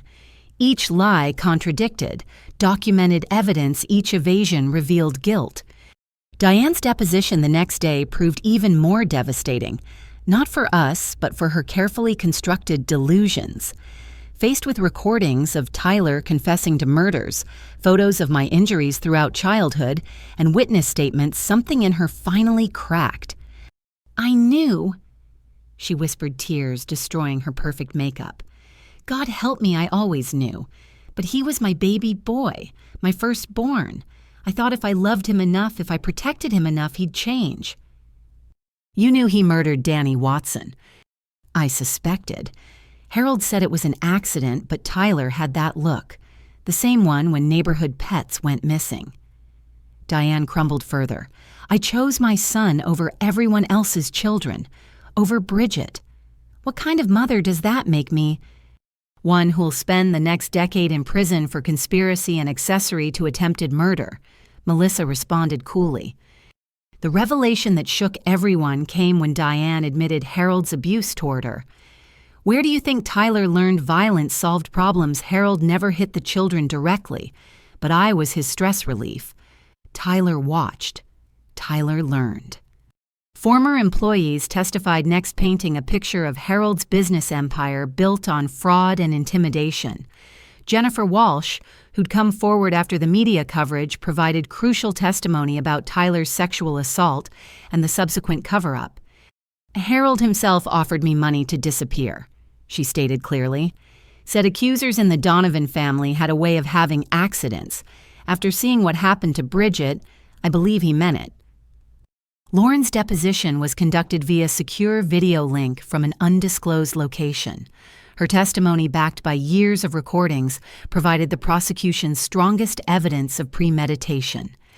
Tyler talked about killing Bridgette like discussing stock options. She testified, calculating cold practical. He'd say things like, "Once Bridgette's gone, we'll buy that yacht," or "After I handle Bridgette, the kids will have better inheritance prospects." Did you believe he was serious? After living with him for 10 years, absolutely. Tyler had already killed at least 4 people that I knew of. Bridgette was just the next name on his list. The children's testimony given through a child advocacy specialist proved heartbreaking. Mason described his father teaching him to practice pushing with dolls. Sophia revealed Tyler had made her choose which toys to keep because Daddy might go away for a while. He was preparing them, the specialist explained. Classic behavior of someone who knew their crimes might catch up. Marcus Chen's deposition from federal prison added another layer. Tyler's former accomplice had flipped completely, providing detailed accounts of evidence destruction, witness intimidation, and murder planning. Tyler had a whole notebook, Marcus testified. Different ways to kill Bridgette that would look accidental. Brake failure, food poisoning, drowning. He settled on the deck push because the party provided witnesses who'd been drinking. But he didn't count on Bridgette surviving. Or talking. Most Donovan victims don't. Marcus looked directly at me through the video screen. I'm sorry, Bridgette. Money made me stupid. Prison's given me clarity. Private investigator Monica Shaw presented her findings about grandmother Rose's murder and the 3 additional deaths she'd connected to Tyler through financial forensics and witness interviews. Each victim had something Tyler wanted: money, business advantage, or silence. He's a serial killer who used privilege as a weapon, she concluded. Without family money protecting him, he'd have been caught decades ago. The most dramatic moment came during Tyler's deposition. Shackled and flanked by guards, he'd lost weight in custody, his former golden boy looks replaced by hollow eyes and nervous tics. His new attorney, the 4th after others quit, seemed overwhelmed by his client's volatility. "Did you push your sister off the deck?" Melissa asked directly. Tyler laughed, the sound unhinged. "She fell, clumsy Bridgette, always having accidents. Like your cousin Danny's accident in the pool." Tyler's eyes gleamed.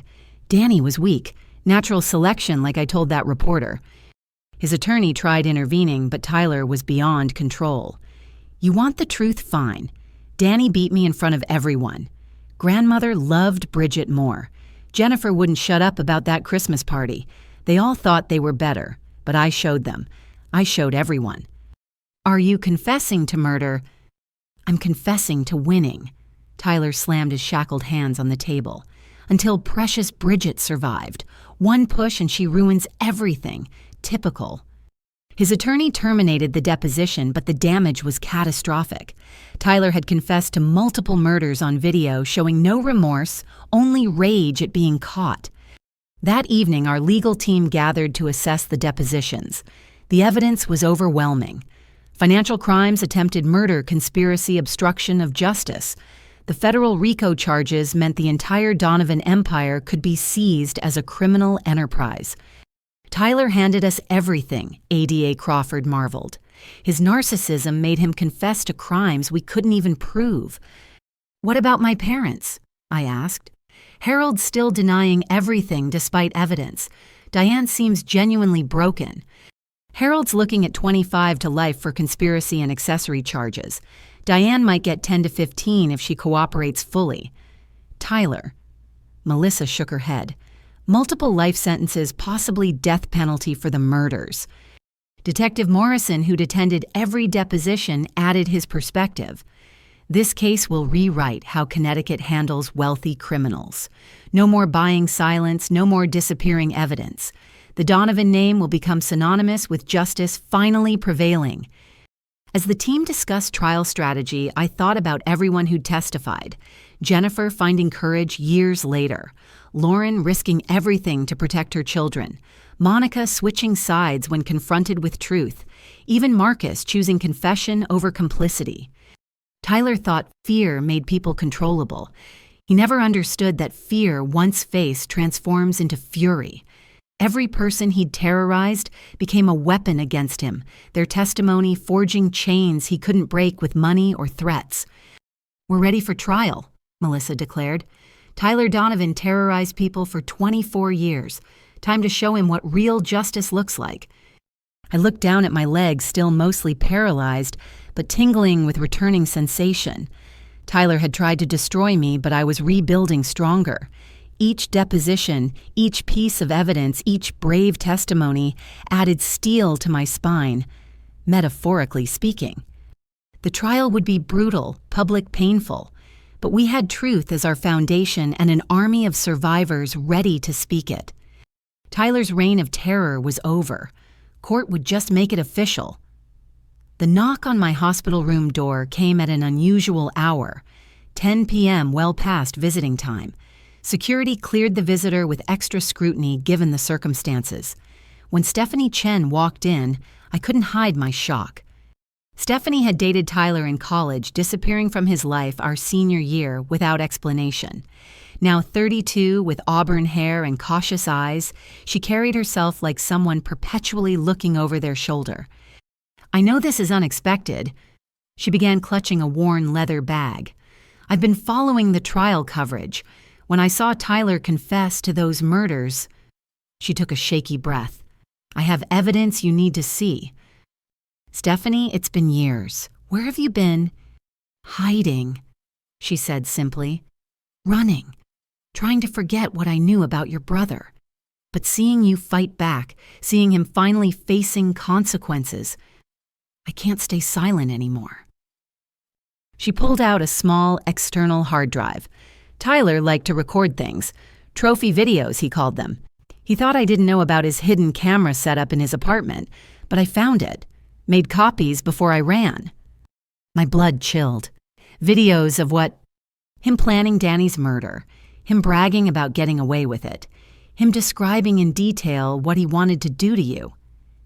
Stephanie's hands trembled. There's more. Video from a fraternity party where he drugged a girl's drink. Another where he's beating someone with a baseball bat. I have 18 videos total. Emma, who'd been sleeping on the room's small couch, was fully awake now. You've had these for over a decade. I was 21 and terrified. Stephanie defended. Tyler told me explicitly what would happen if I ever betrayed him. Showed me photos of other girlfriends who disappeared. I believed him. Why come forward now? I asked. Because you survived. Because you're showing the world who he really is. Because I have a daughter now, and the thought of her growing up in a world where Tyler Donovan walks free. She handed me the drive. Take it. Make sure he never hurts anyone again. Melissa arrived within 20 minutes, having broken speed limits across Hartford. She immediately called Agent Kim and Detective Morrison. Within an hour, my hospital room resembled a mobile command center as they reviewed the videos on a secure laptop. The content was worse than described. Tyler at 19 calmly explaining how he'd hold Danny underwater until the bubbles stop. Tyler at 20 recording himself stalking a female student who'd rejected him. Tyler at 21 describing his fantasies about killing me in graphic detail. Morrison had to pause the playback, visibly shaken. In 30 years of police work, I've never seen someone document their crimes so thoroughly.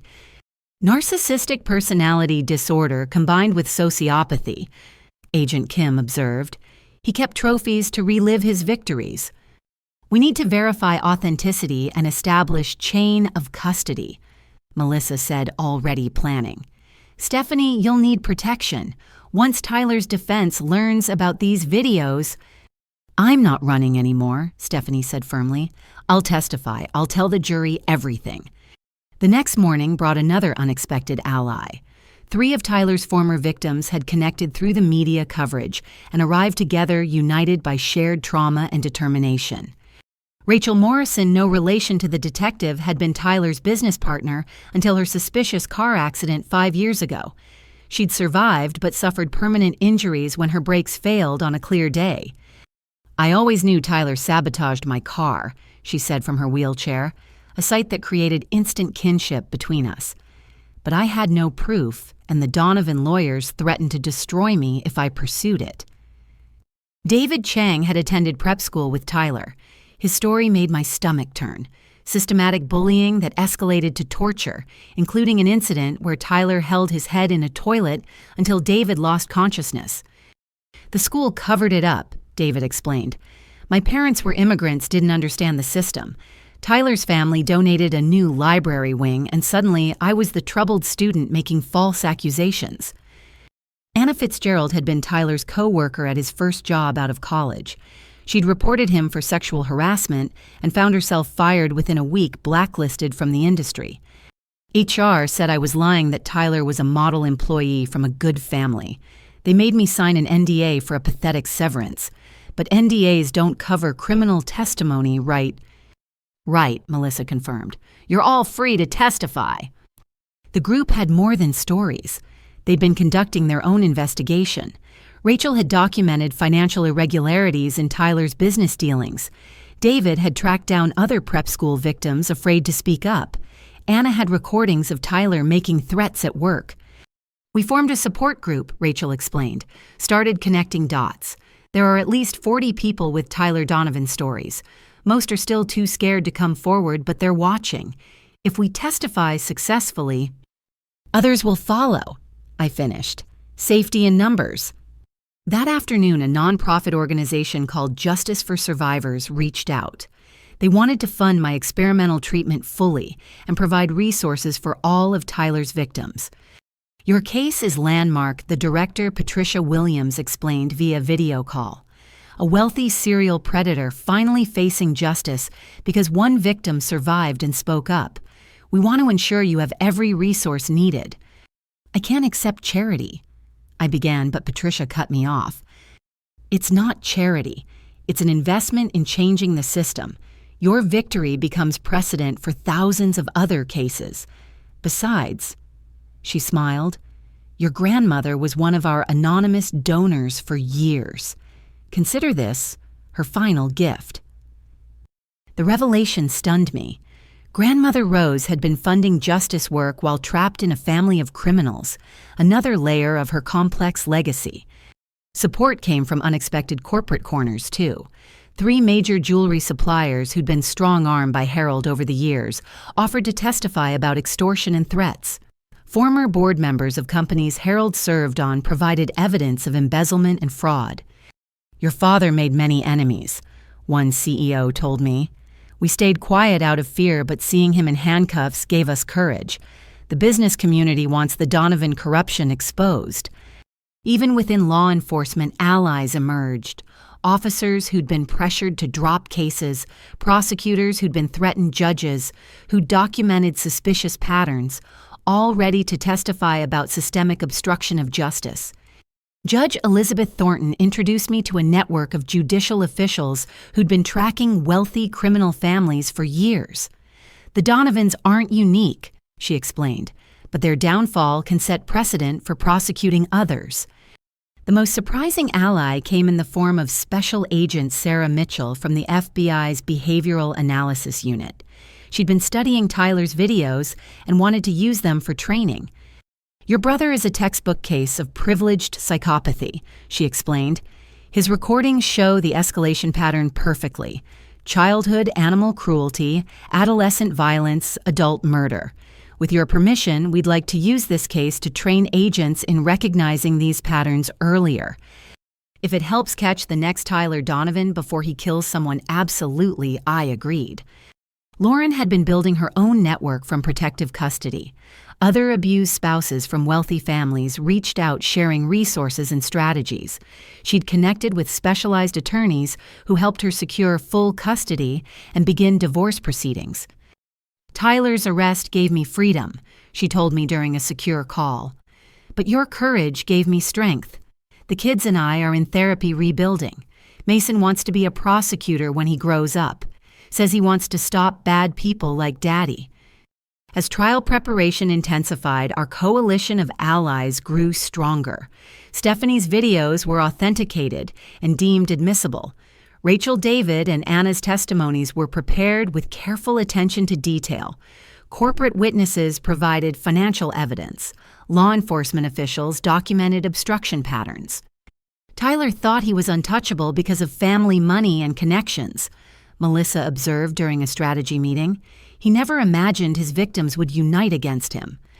The media coverage of our growing alliance sparked national conversation about privilege, justice, and survival.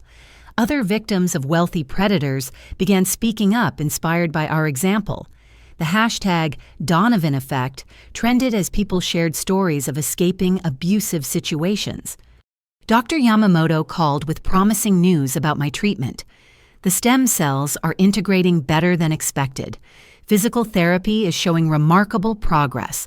I'm optimistic about significant mobility recovery within the year." "I'll walk into that courtroom," I promised.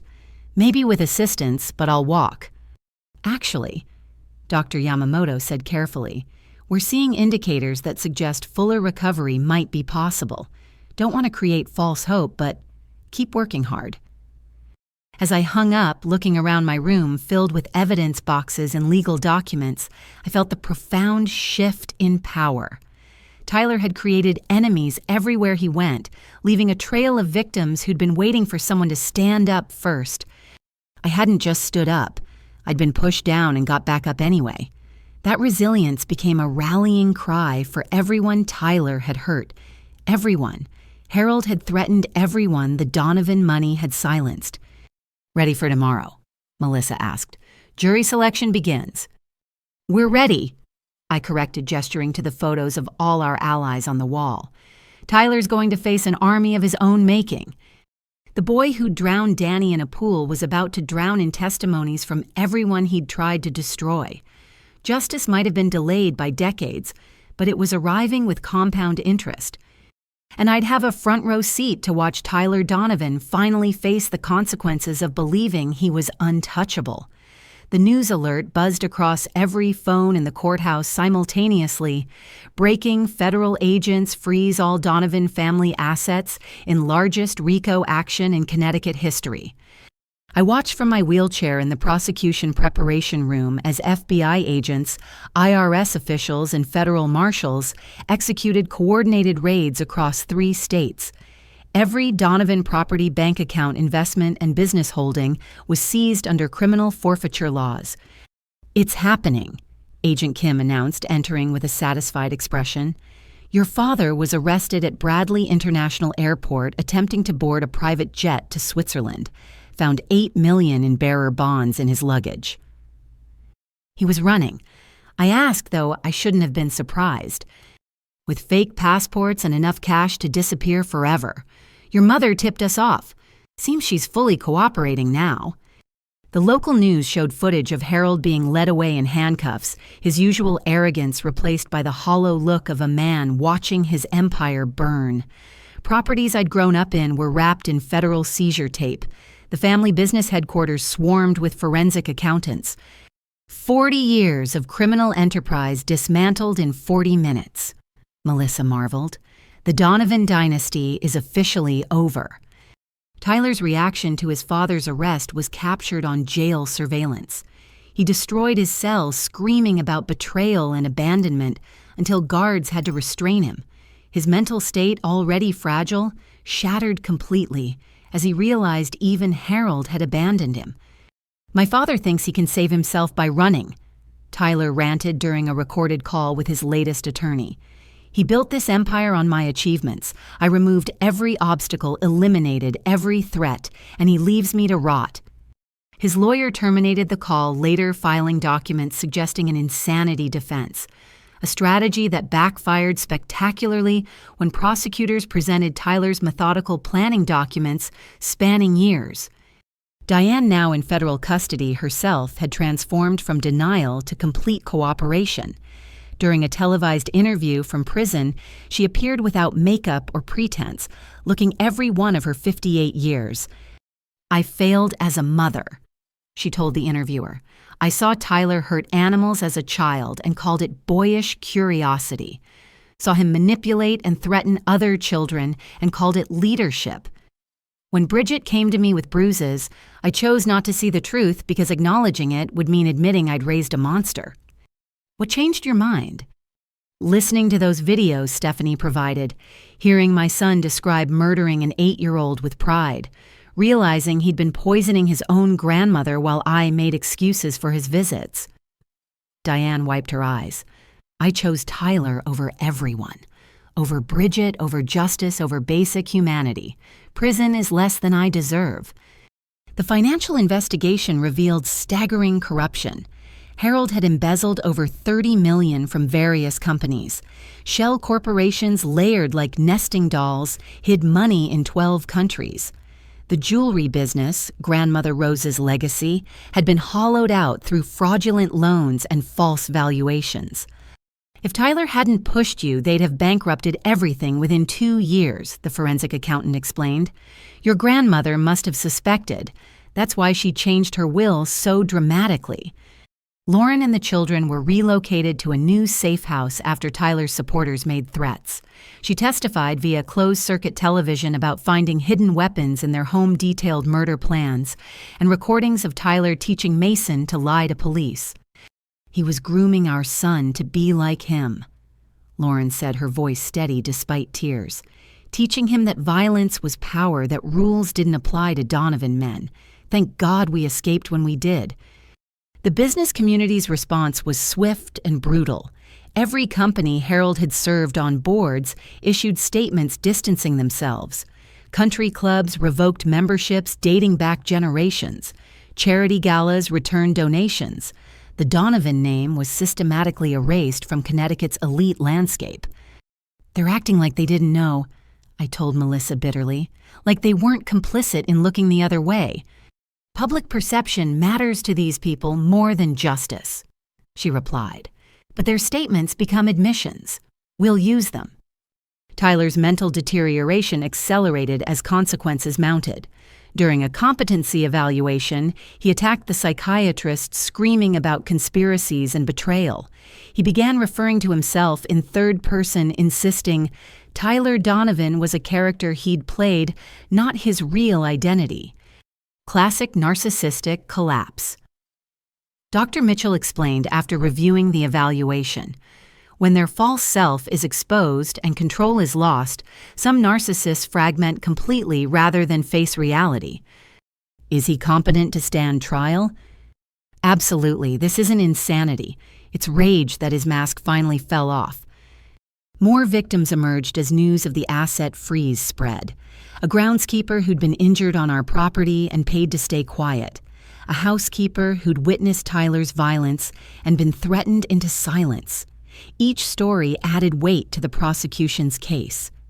The jewelry employees freed from Harold's control revealed years of wage theft and intimidation. Several had been forced to sign illegal contracts, work unpaid overtime, and submit to harassment. They formed their own coalition, pursuing separate civil actions.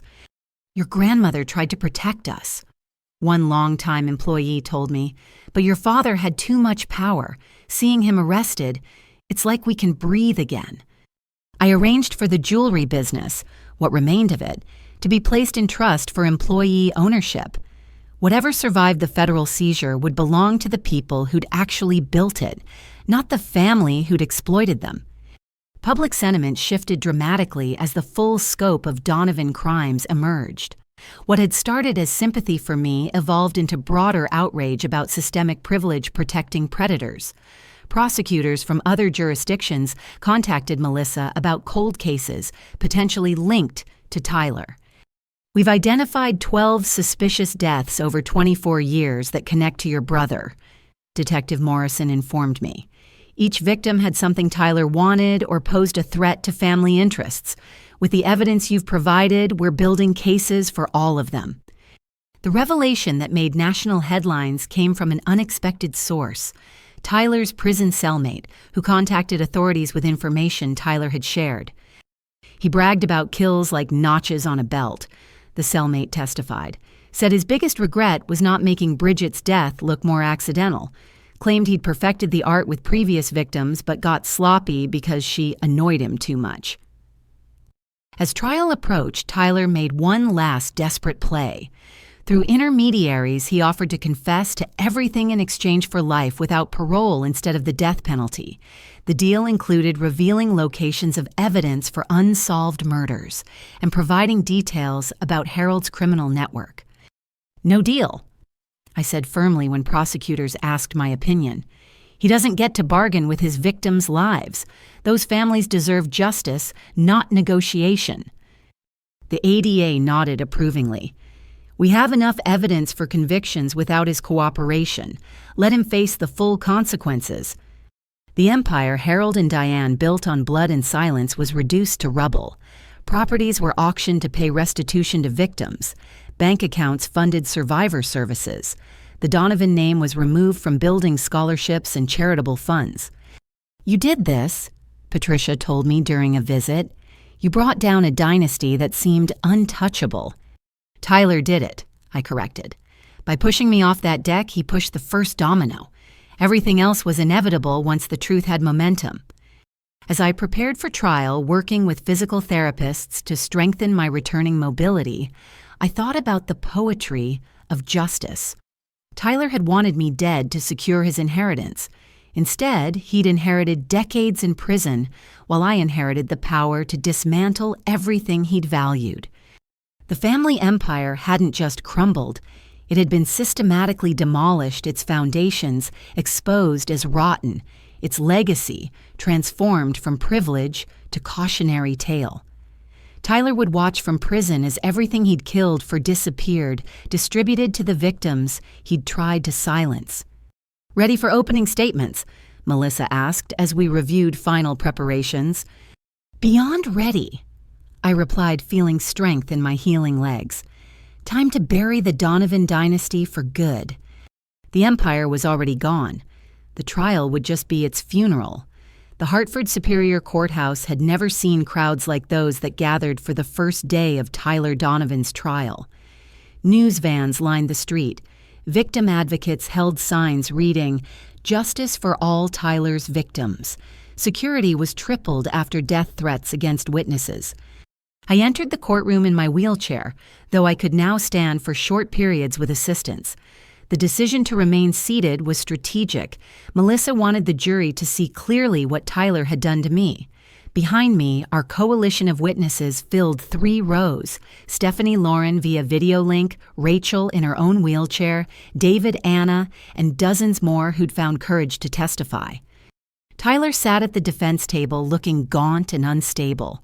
His latest attorney, William Carver, had the exhausted appearance of someone who'd drawn an impossible straw. Tyler's expensive suit couldn't hide his deterioration, nervous tics muttering to himself, eyes darting constantly. "All rise for the Honorable Judge Catherine Chen," the bailiff announced. Judge Chen, known for her no-nonsense approach to wealthy defendants, had been specially assigned after 3 other judges recused themselves due to connections with the Donovan family. Her opening instructions made clear she wouldn't tolerate any theatrics or privilege plays. Etta Michelle Crawford's opening statement was a masterclass in devastating simplicity. She stood before the jury, 7 women, 5 men, diverse in age and background, and laid out the truth without embellishment. Tyler Donovan killed his 8-year-old cousin for winning a swimming race. He poisoned his grandmother for changing her will. He attempted to murder his sister for inheriting what he believed was his. Over 24 years, he left a trail of bodies, broken lives, and silenced victims. Today, those silenced voices will speak. She presented a timeline showing Tyler's escalation from childhood violence to serial murder. Each victim's photo appeared on the screen: Danny Watson, grandmother, Rose, the suspicious deaths we'd uncovered, and finally me. The defendant believed wealth made him untouchable, that his family name was a license to kill. Today, 12 citizens will prove him wrong. Carver's defense opening was painful to watch. He tried painting Tyler as a victim of mental illness, family pressure, and misunderstanding. His client undermined him immediately by laughing during mentions of the victims and shaking his head violently when Carver suggested diminished capacity. My client maintains his innocence. Carver managed, though Tyler's behavior suggested otherwise. The prosecution began with the attempted murder charge, my case. I was the first witness called, wheeling myself to the witness stand with deliberate dignity. The courtroom fell silent as I raised my right hand for the oath. "Ms. Donovan, please tell the jury what happened on July 15th. Crawford began gently. I spoke clearly without drama, letting facts carry the weight.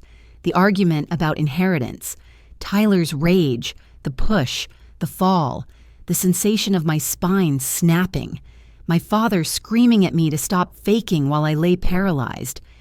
"Did you see who pushed you?" "My brother, Tyler Donovan." I looked directly at him. I saw his face as he shoved me. He was smiling. Tyler exploded. "Liar, she jumped. She's always been jealous of me."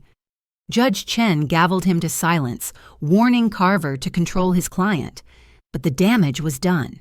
The jury saw Tyler's violence firsthand. Crawford presented medical evidence. Dr. Foster testified about the spinal cord severance, showing MRI images that made several jurors wince. The physics expert demonstrated how the injury pattern could only result from being pushed with significant force. Sarah Chen, the paramedic, testified about finding me paralyzed, while my family insisted I was faking. In 20 years of emergency medicine, I've never seen family members so callous toward an injured relative. They were more concerned about the party than their daughter's paralysis. The security footage gap was addressed head-on. Marcus Chen, testifying from federal prison, admitted deleting the video on Tyler's orders. He promised me $2 million to make it disappear, said accidents happen at parties, but video makes things complicated. Then came Stephanie's videos. The courtroom watched in horrified silence as 19-year-old Tyler calmly described drowning Danny, as he detailed plans to kill me, as he bragged about previous murders.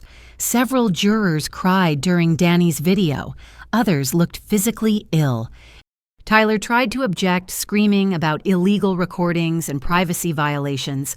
Judge Chen had him removed from the courtroom, allowing proceedings to continue via video link from a holding cell where armed guards ensured his silence. Lauren testified about years of abuse and Tyler's escalating violence. He said killing Bridgette would be easy because everyone already thought she was clumsy. He'd conditioned the family to expect her accidents. The children's therapist presented their artwork and statements in a careful, protective manner that didn't traumatize them further. Mason's drawings of his father practicing pushing were particularly damning. Rachel Morrison testified about her brake failure, presenting the mechanic's report that showed clear sabotage. David Chang described the systematic torture he'd endured. Anna Fitzgerald played recordings of Tyler's workplace threats. Each victim built the pattern. Tyler eliminated anyone who challenged, threatened, or simply inconvenienced him. The prosecution presented financial records showing he benefited from each death or injury. The insurance policies on my life were explained in detail, establishing clear motive. Harold testified via video from federal prison, trying to maintain innocence, but crumbling under Crawford's cross-examination. Bank records contradicted his claims. Phone logs showed coordination with Tyler. His attempt to flee the country spoke louder than any denial. "You knew your son was dangerous," Crawford stated. "I knew he was ambitious," Harold hedged. "Ambitious, is that what you call murdering children?" Diane's testimony was devastating for the defense. Broken by guilt and facing her own prison sentence, she admitted everything. "We created a monster and fed it for 30 years. Every time Tyler hurt someone, we made it disappear. We taught him he was above consequences. Did you know he pushed Bridgette?" I suspected, but admitting it would mean admitting everything else.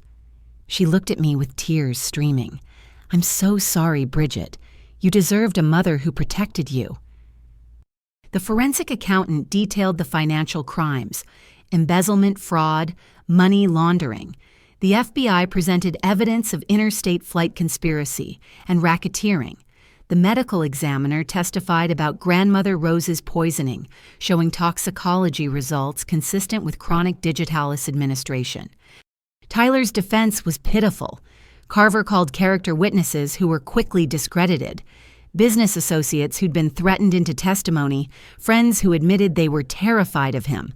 The psychiatrist testified Tyler was competent to stand trial, destroying the insanity defense. Tyler insisted on testifying against all legal advice. What followed was a narcissistic meltdown of epic proportions. He claimed everyone was lying, that he was the real victim, that the family conspiracy was against him, not by him. "They're all jealous," he ranted. "Danny was weak. Grandmother was old. Bridgette deserved it for stealing my inheritance. I'm Tyler Donovan. I don't apologize for being superior." Crawford's cross-examination was surgical. Superior. "You pushed your paralyzed sister off a deck. How is that superior?" "She survived when she shouldn't have. That's the only mistake I made." The courtroom gasped. Tyler had just confessed on the stand. "So you did push her?" "Of course I pushed her, but it was justified. She took what was mine." Carver put his head in his hands as Tyler continued confessing to crime after crime, his narcissistic rage overriding any legal strategy. By the time Judge Chen mercifully ended his testimony, Tyler had admitted to 4 murders and multiple attempted murders. Closing arguments were almost anticlimactic after Tyler's self-destruction. Crawford simply reviewed the evidence. testimony from dozens of witnesses, financial documents, videos, and Tyler's own confession. The defendant told you himself. He pushed his sister off a deck because she inherited what he wanted. He shows no remorse, only rage that he was caught.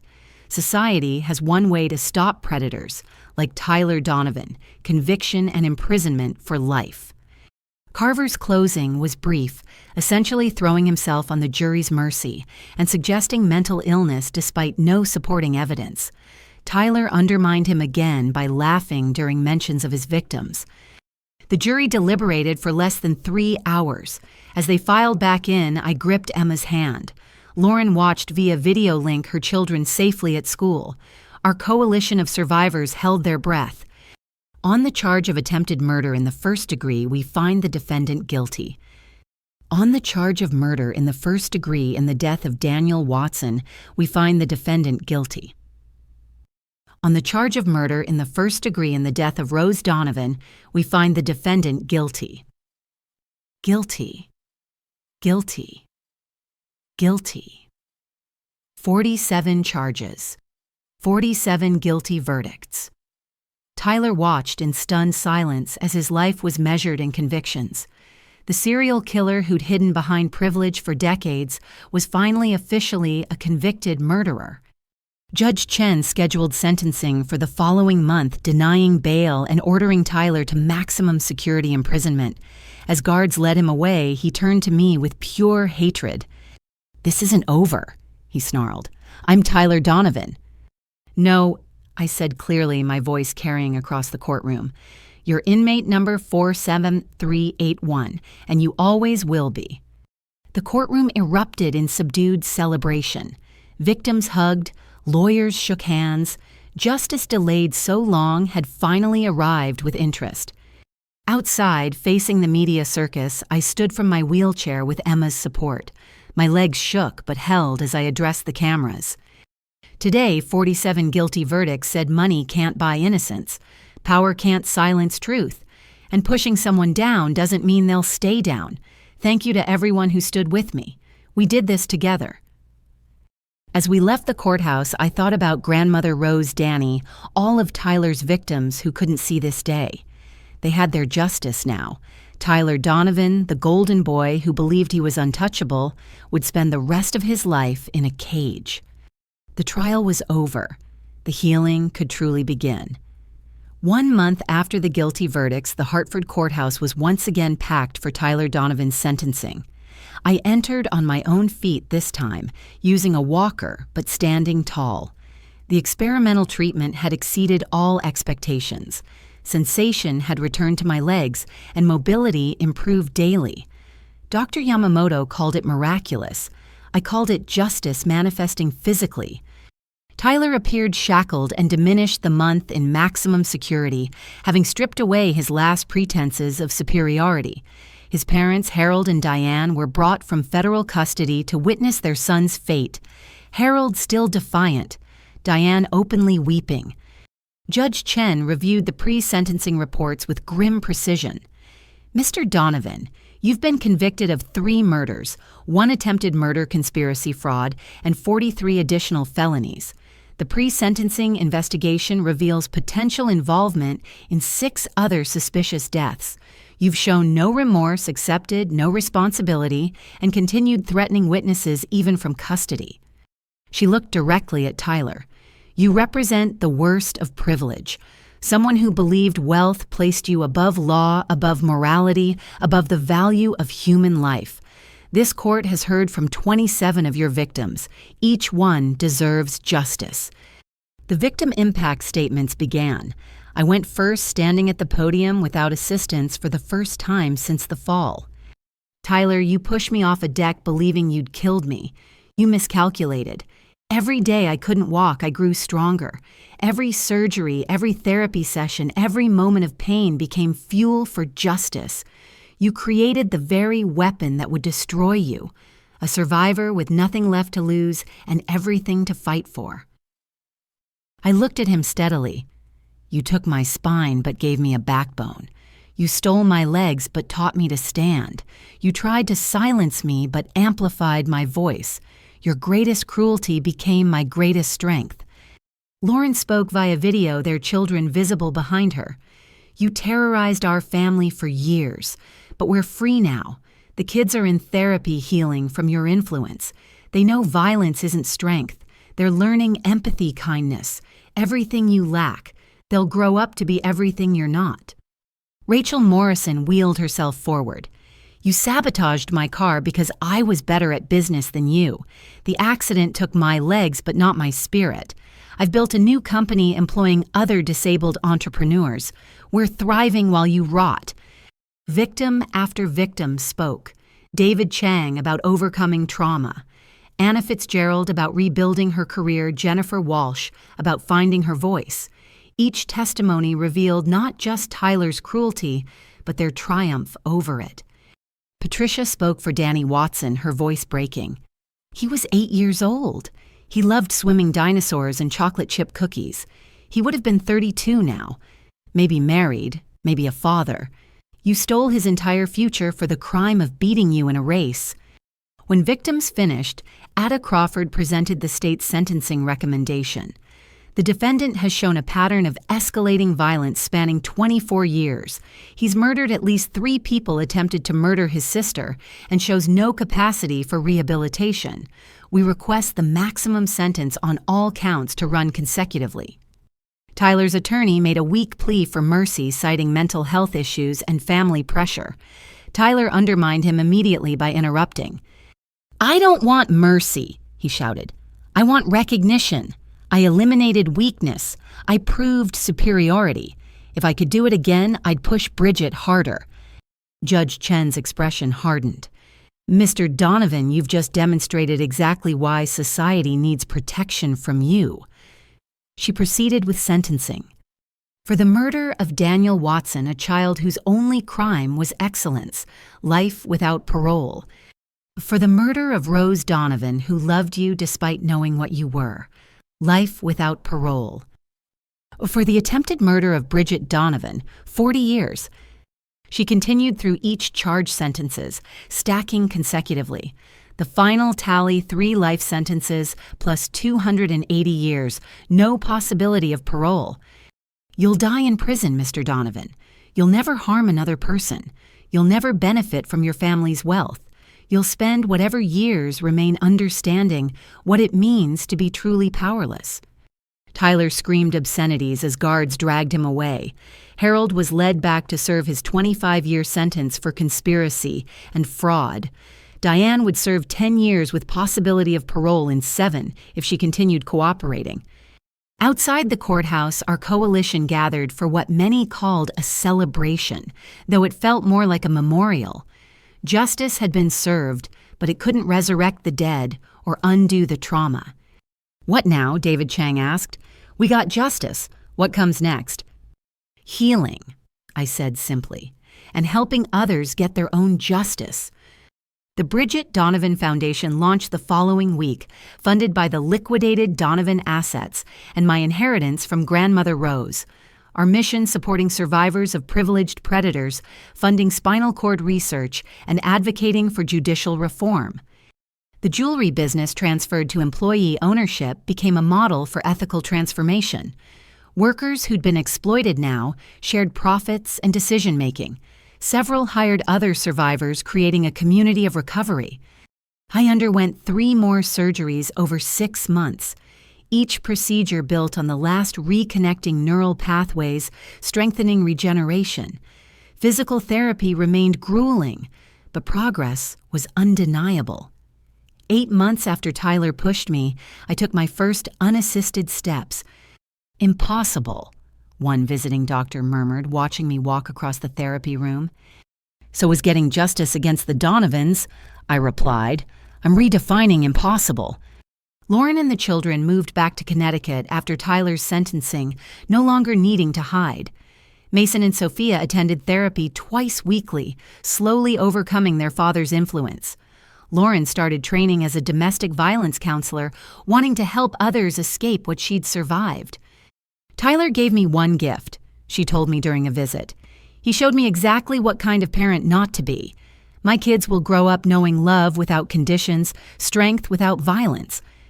The Foundation's first major initiative partnered with law enforcement to create the Donovan Protocol, procedures for investigating suspicious deaths among wealthy families. Detective Morrison led training sessions teaching officers to recognize patterns Tyler had exemplified. Rich predators aren't smarter, he explained to a room of detectives. They just have better lawyers and intimidation tactics. Look past the money, follow the evidence, protect the victims. Stephanie Chen became our lead investigator using her tech skills to help other survivors document abuse safely. Her courage in providing Tyler's videos had inspired dozens of others to come forward with their own evidence. I hid for 10 years, she said during one Foundation meeting, but hiding gave him power. Truth is the only antidote to predators like Tyler. A year after the trial, I stood in Grandmother Rose's garden, now the Foundation's headquarters. The estate that had housed so much evil was transformed into a beacon of hope. Meeting rooms where Harold had planned crimes now hosted survivor support groups. Tyler's former bedroom became a children's therapy space. Rachel Morrison arrived for our board meeting, having become our accessibility consultant. David Chang, now a successful advocate, brought proposals for expanding services. Anna Fitzgerald had created a legal fund for victims facing NDAs. Look what we built from ashes, Rachel said, surveying the transformed estate. Tyler thought he was destroying us. Instead, he created an army. Judge Chen visited to discuss judicial reform initiatives. Your case exposed systematic failures. We're implementing mandatory training on recognizing privileged violence. No more wealthy predators hiding behind donations and connections. The Foundation received thousands of applications for help. Each story echoed familiar themes: powerful abusers, institutional blindness, silenced victims. We funded legal representation therapy, safe housing, whatever survivors needed to fight back. One case particularly moved me: a young woman whose CEO brother had pushed her downstairs, leaving her partially paralyzed. The parallels were eerie, but this time she wouldn't fight alone. Our lawyers took her case pro bono.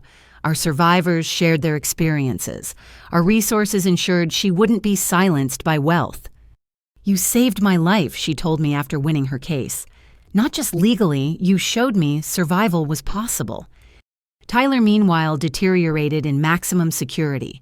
Reports indicated he'd been placed in solitary after attacking other inmates.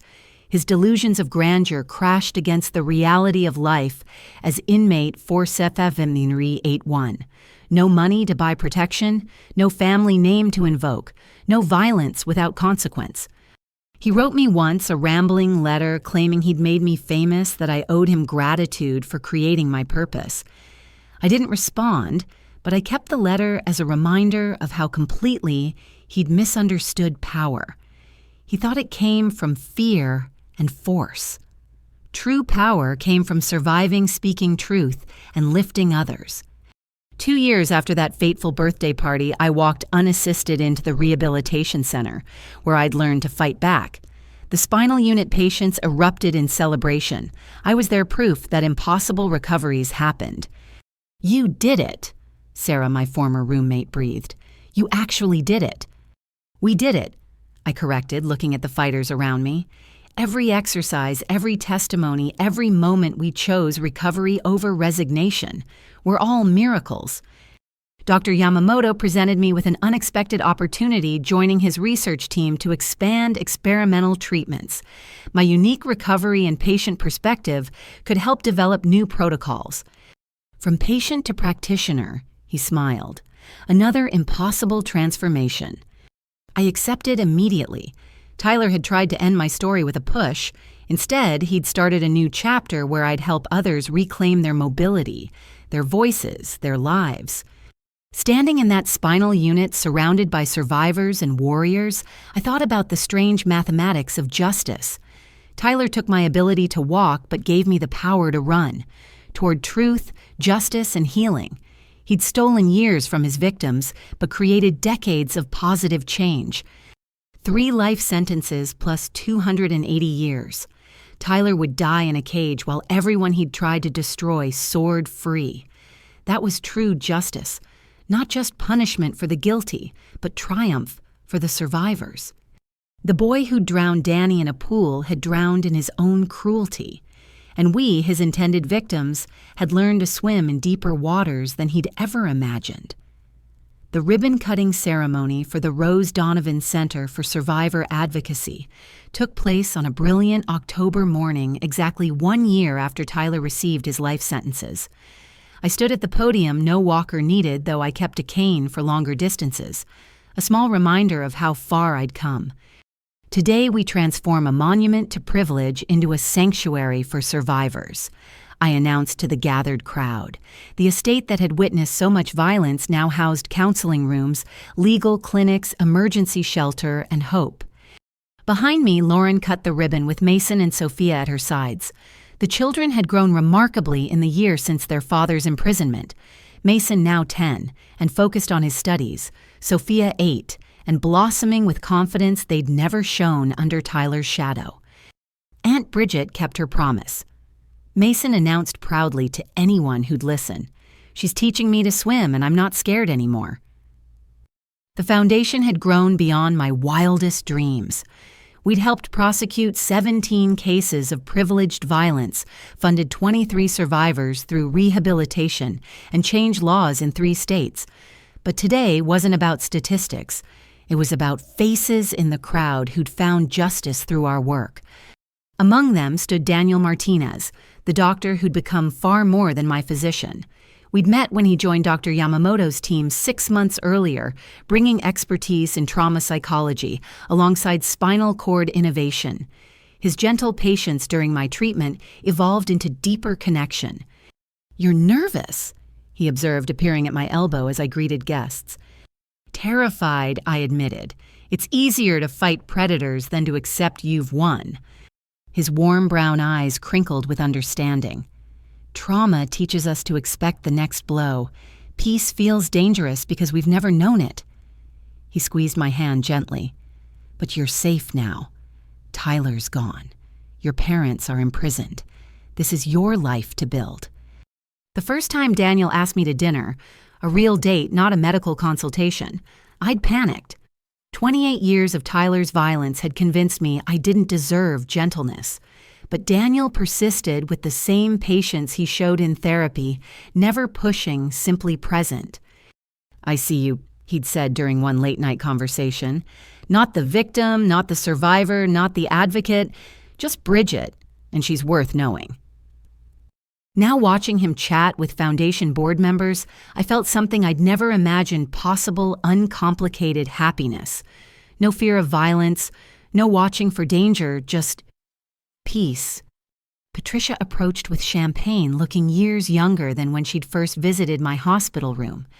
"Your grandmother would be so proud. You've built something beautiful from the ashes." "We built it," I corrected. "None of this happens alone." The Foundation's success had attracted national attention. 60 Minutes had featured our work. Congress invited me to testify about judicial reform. Universities requested lectures on recognizing privileged predators. Each platform amplified our message. Wealth didn't excuse violence, and survivors deserve justice, regardless of their attacker's bank account. Rachel Morrison wheeled over with exciting news. The medical equipment company wants to sponsor 10 spinal cord patients through experimental treatment. They were moved by our stories. "That's incredible. Have you told Dr. Yamamoto?" "He's already screening candidates." Rachel grinned. "Also that tech CEO who pushed his sister just got 40 years. Our legal team is unstoppable." The Foundation operated on multiple fronts now. Stephanie Chen ran our documentation program, teaching survivors to safely gather evidence. David Chang led legislative advocacy, pushing for stronger penalties for privilege-enabled violence. Anna Fitzgerald managed our legal fund, ensuring money never silenced another victim.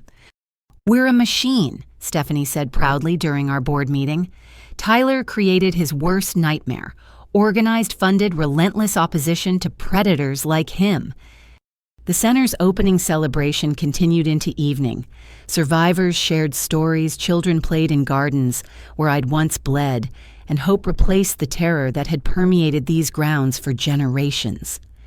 "May I steal you for a moment?" Daniel asked as sunset painted the sky crimson. We walked to the renovated pool house, once the site of Danny's murder, now a children's therapy center filled with art and light. The transformation felt symbolic of everything we'd accomplished. "I have something to tell you," Daniel began, uncharacteristically nervous. "I've been offered a position at Johns Hopkins running their new spinal rehabilitation program. It's an incredible opportunity, but my heart sank. After everything, losing him felt unbearably cruel. "But I can't imagine going without you." He took my hands, his surgeon's fingers gentle but steady. "I know we've only been together 8 months. I know you're still healing.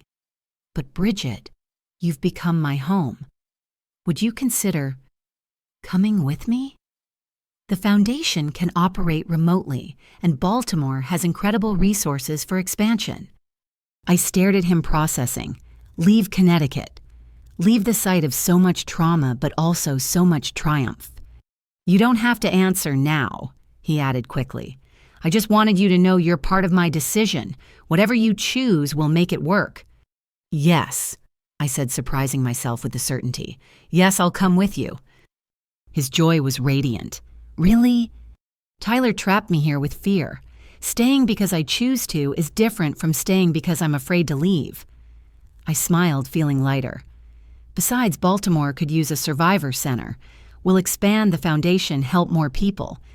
He kissed me, then gentle and sure, and I marveled at feeling safe in someone's arms. Tyler had taught me touch meant pain. Daniel proved it could mean comfort. Lauren found us later, beaming with her own news. "The divorce is final. I'm officially Lauren Martinez again, and..." She held up an acceptance letter. "Georgetown's social work program accepted me. The kids and I are moving to D.C. "That's wonderful. When?" "January, close enough to visit, far enough to build fresh." She hugged me tightly. "We're really doing it, aren't we? Building lives Tyler can't touch."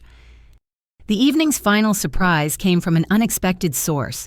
Judge Chen approached with a young woman I recognized from news coverage, Melissa Yang, whose investment banker brother had pushed her from a high-rise balcony, leaving her paralyzed. "Ms. Donovan." Melissa said, her voice trembling with emotion. "Your testimony at Congress convinced my family to stop protecting my brother.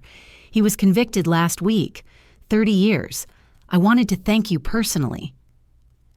"You don't need to thank me. You survived. You spoke truth. That takes incredible courage. Your foundation gave me that courage. Knowing I wasn't alone, that someone else had survived this exact violence." Tears flowed freely. "May I volunteer here? I want to help others the way you helped me." "We'd be honored," I said, meaning it deeply.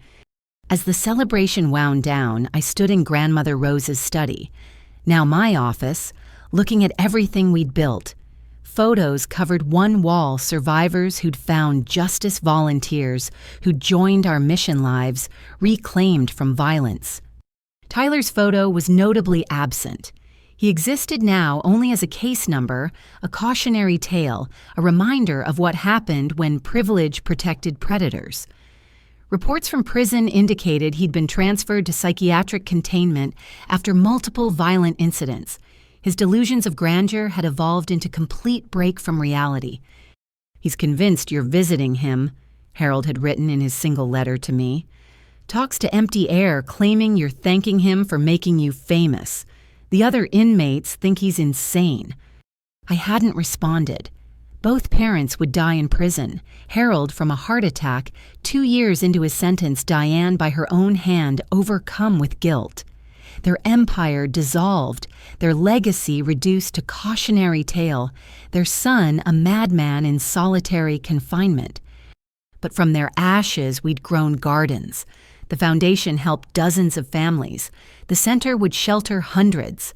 Laws were changing. Predators were being prosecuted. Survivors were being believed. "Ready to go home?" Daniel asked, finding me in contemplation. Home.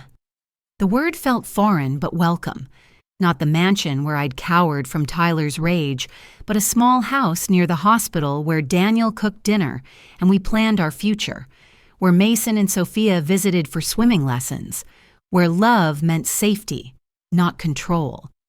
Almost, I said, taking one last look around, I just wanted to remember. Remember what? That I won. We won. Tyler pushed me off that deck to kill me, and instead he gave me wings. I linked my arm through his. Now let's go build something beautiful in Baltimore. As we drove away from the center, I glimpsed my reflection in the window, scarred but strong walking when doctors said I'd never stand loved, when Tyler said I deserved only pain. The girl who'd lain paralyzed on decorative rocks had become a woman who moved mountains. Tyler was wrong about everything, but especially about strength. He thought it came from pushing others down. True strength came from lifting others up, and I planned to spend the rest of my life proving it one survivor at a time. The boy who'd tried to destroy me had instead created his own destroyer, but more importantly, he'd created a builder, a healer, a voice for the voiceless. And that voice would echo long after his screams faded in solitary confinement. I was Bridgette Donovan. I survived. I thrived. And my story was just beginning. 5 years. It seemed impossible that so much time had passed since Tyler pushed me off that deck. Yet here, I stood in the garden of the Baltimore Center for Survivor Justice, watching the space fill with hundreds of people whose lives had been touched by our work. My legs, once paralyzed and given no hope of recovery, carried me steadily across the lawn. The experimental treatment had succeeded beyond all projections. I could run, dance, climb stairs. Dr. Yamamoto called it the most complete recovery in spinal cord injury history. I called it proof that doctors don't know everything about human resilience. "Ready for your speech?" Daniel asked, adjusting my necklace. Grandmother Rose's locket I wore for important occasions. His wedding ring caught the light as he moved, matching the one on my finger from our ceremony 2 years ago. As ready as someone can be for their own wedding reception / foundation gala / miracle celebration, I laughed, still giddy from the morning ceremony. We'd married in the Hopkins Chapel with only family, chosen family, present. Lauren stood as my maid of honor, her social work degree proudly earned and already changing lives. Mason and Sophia, now 15 and 13, served as ring bearers. The children Tyler had terrorized were becoming compassionate, accomplished young adults. "Aunt Bridgette," Sophia called out, rushing over in her bridesmaid dress. "The news crew wants to interview you about the new legislation." The Survivor Justice Act had passed Congress 3 days ago, mandating stricter sentences for privilege-enabled violence and creating federal funding for survivor services. My testimony, along with dozens of other survivors, had swayed even the most skeptical legislators. "Tell them I'll speak after the ceremony," I said, hugging her.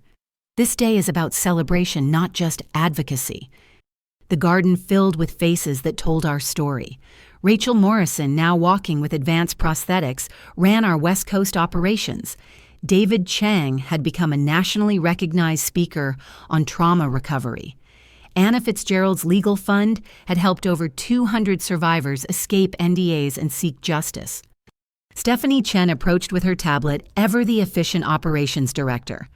"The documentary crew needs you for one final interview.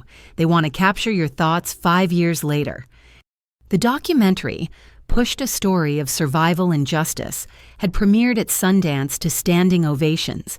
It followed my journey from that birthday party through recovery trial and building the foundation.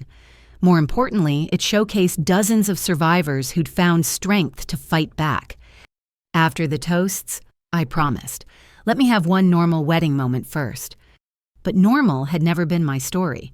Even this celebration carried deeper meaning. We'd scheduled it for July 15th, the anniversary of Tyler's attack, transforming a date of trauma into one of triumph. Detective Morrison, now retired and volunteering with our legal advocacy program, clinked his glass for attention. If I could have everyone's attention for a rather unusual wedding toast. The crowd quieted familiar faces mixed with new allies. Prosecutors who'd taken on impossible cases, doctors who'd revolutionized spinal treatment, legislators who'd changed laws, survivors who'd become warriors. 5 years ago, I responded to what seemed like a routine domestic incident, Morrison began. I found Bridgette Donovan paralyzed on the ground while her family insisted she was faking. Today I watch her dance at her wedding, having built an empire of justice from the ashes of violence. He raised his glass. Tyler Donovan thought he was pushing his sister to her death. Instead, he pushed her toward her destiny. Because of Bridgette's courage, over 300 predators are now behind bars. Thousands of survivors have found help. Laws have changed. Lives have been saved. To Bridgette and Daniel, he continued, voice thick with emotion. May your marriage be as strong as your spirits and as transformative as your work. The crowd erupted in applause. I wiped tears, overwhelmed by the journey from that moment of terror to this moment of joy. Daniel pulled me close, whispering, "No crying until after the photographer leaves." Patricia stepped forward next, her toast more personal. Rose Donovan was my sister-in-law and friend. She died believing she'd failed to protect Bridgette from Tyler. Today I know she's watching with pride as her granddaughter not only survived, but ensured no other family would suffer in silence. She produced a wrapped gift. Rose left this for Bridgette's wedding day with instructions to open it only when she'd found true love and true purpose. Inside was a leather journal and a letter in grandmother's handwriting. My dearest Bridgette, if you're reading this, you've found what I always prayed for. Love that heals rather than hurts, purpose beyond survival. I write this. Knowing Tyler's darkness grows while my time shrinks, but believing light will ultimately prevail. This journal contains everything. Names, dates, evidence I couldn't use while alive. But more than that, it contains my dreams for you. That you'd break free, that you'd find joy, that you'd save others as I couldn't save you. Build something beautiful, my darling. Let our family name mean justice, not violence. Let Tyler's cruelty forge your compassion. Let my failures fuel your success. All my love across time and space, Grandmother Rose. The journal was indeed explosive. Detailed evidence of crimes we'd never discovered, names of victims. We hadn't found financial trails we'd missed. Even from beyond, Grandmother Rose was helping us seek justice. She knew, I whispered to Daniel. She knew I'd need this someday. Lauren spoke next, her confidence a sharp contrast to the broken woman who'd testified via video link 5 years ago. Tyler Donovan was the worst thing that ever happened to me. He was also in the strangest way the catalyst for the best. Without his evil, I'd never have found my strength. Without Bridgette's courage, I'd never have found my voice. She turned to her children. Mason and Sophia lost a father but gained a village. They've learned that real strength comes from lifting others, not pushing them down. Tyler's legacy ends with them. They choose love over violence, compassion over cruelty. As the toasts continued, I noticed a news alert on someone's phone. Tyler had been found dead in his cell that morning, apparent suicide after years of deteriorating mental health. The boy, who'd believed he was superior to everyone, had died alone, unmourned, his delusions of grandeur reduced to a prison number. I felt nothing. No satisfaction, no sorrow, just a sense of ending. Tyler had been dead to me since the trial. His physical death merely confirmed what we'd already known. His story was over, while ours continued to grow. "Are you okay?" Daniel asked, noticing my distraction. "Tyler's dead," I said quietly. "Suicide this morning." He absorbed this, then asked, "Do you need a moment?" I considered, then shook my head. "No, he doesn't get to darken this day. He chose his ending. We're choosing life." The reception continued with dinner, dancing, and joy.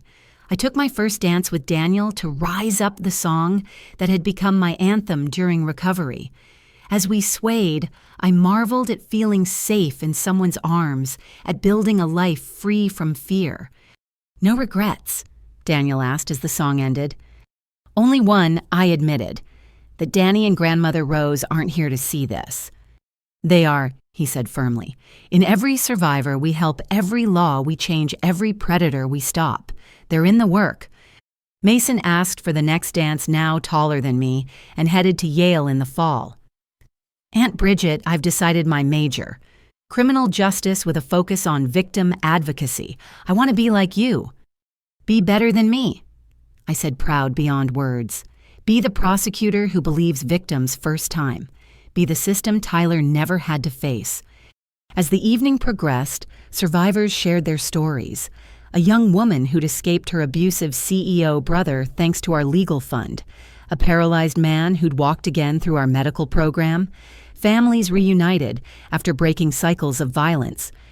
Every person here is proof that pushing someone down doesn't keep them down, I said during my speech. Tyler believed violence was power. We've proven love is stronger. He thought wealth granted immunity. We've proven justice reaches everyone. He tried to silence me. Instead, he gave me a megaphone. I looked across the crowd. Prosecutors, advocates, survivors, warriors. 5 years ago, I lay paralyzed while my father screamed at me to stop faking. Today, I stand on legs doctors said would never work again, surrounded by chosen family, married to a man who sees strength in my scars. We've built something Tyler could never understand, a community where vulnerability is courage, where surviving is winning, where lifting others is the only real power. I raised my glass. To everyone who refused to stay down, to everyone who spoke truth, to everyone who chose healing over hatred. The crowd responded with thunderous applause. Later, as Daniel and I prepared to leave for our honeymoon, I stopped at the memorial wall we'd created. Photos of those we'd lost to violence, including Danny and Grandmother Rose. "We did it," I whispered to their images. "We brought down the empire and built something better." A young woman approached hesitantly, barely 20 bruises still visible beneath carefully applied makeup. "Ms. Donovan, I'm Emma Winters. My brother, he's like Tyler. Rich, violent, protected. I don't know what to do." I took her hands gently. "You survive. You document. You reach out to us. You're not alone anymore." "But he's so powerful." Tyler Donovan owned judges and politicians. He's dead in a prison cell while I'm dancing at my wedding. Power isn't what they think it is. I gave her my direct number. "Call tomorrow. We'll help." As our car pulled away toward our honeymoon, I looked back at the center, our second location with 3 more in development. Thousands of survivors finding justice, laws changing nationwide, the Donovan name now synonymous with survivor advocacy instead of violence. "Thank you," I whispered to the universe, to Grandmother Rose, to that girl who'd lain broken on decorative rocks but refused to surrender.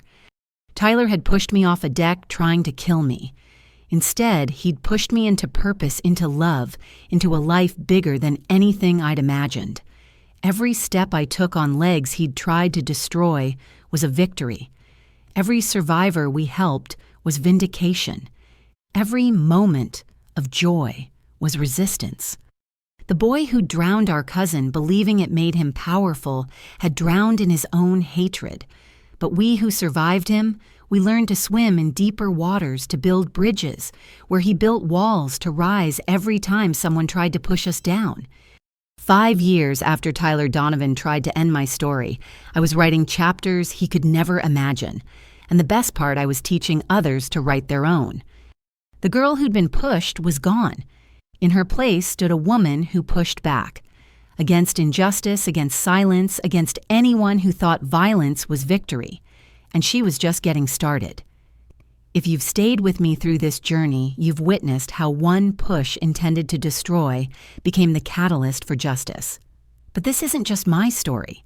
It's the story of every person who's been silenced by powerful predators. Every survivor told their truth didn't matter. Every victim who fought back despite the odds. To those still trapped in cycles of violence, you are not alone. Document everything. Reach out for help. Your survival is the first victory. To those who've escaped but carry the scars, your pain is valid. Your healing matters. Your voice could save someone else. To everyone who's watched someone suffer and felt helpless, believe survivors. Support them. Stand with them against systems that protect predators.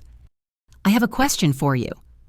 Have you or someone you know faced violence from those who thought they were untouchable? What gave you the strength to keep going? Share your thoughts in the comments. Every story shared weakens the culture of silence that protects predators. If this story moved you, please like and subscribe to stay connected with our community of survivors and advocates. Share this video with anyone who needs to know they're not alone, that survival is possible, that pushing back is powerful. Thank you for witnessing my journey from victim to victor. Thank you for believing that truth matters more than money, that justice delayed doesn't mean justice denied. Thank you for being part of the movement that ensures no one fights alone. Remember, they can push us down, but we decide whether to stay down, and together we rise. Until next time, keep fighting, keep healing, and keep lifting others. With love and unbreakable spirit, Bridgette.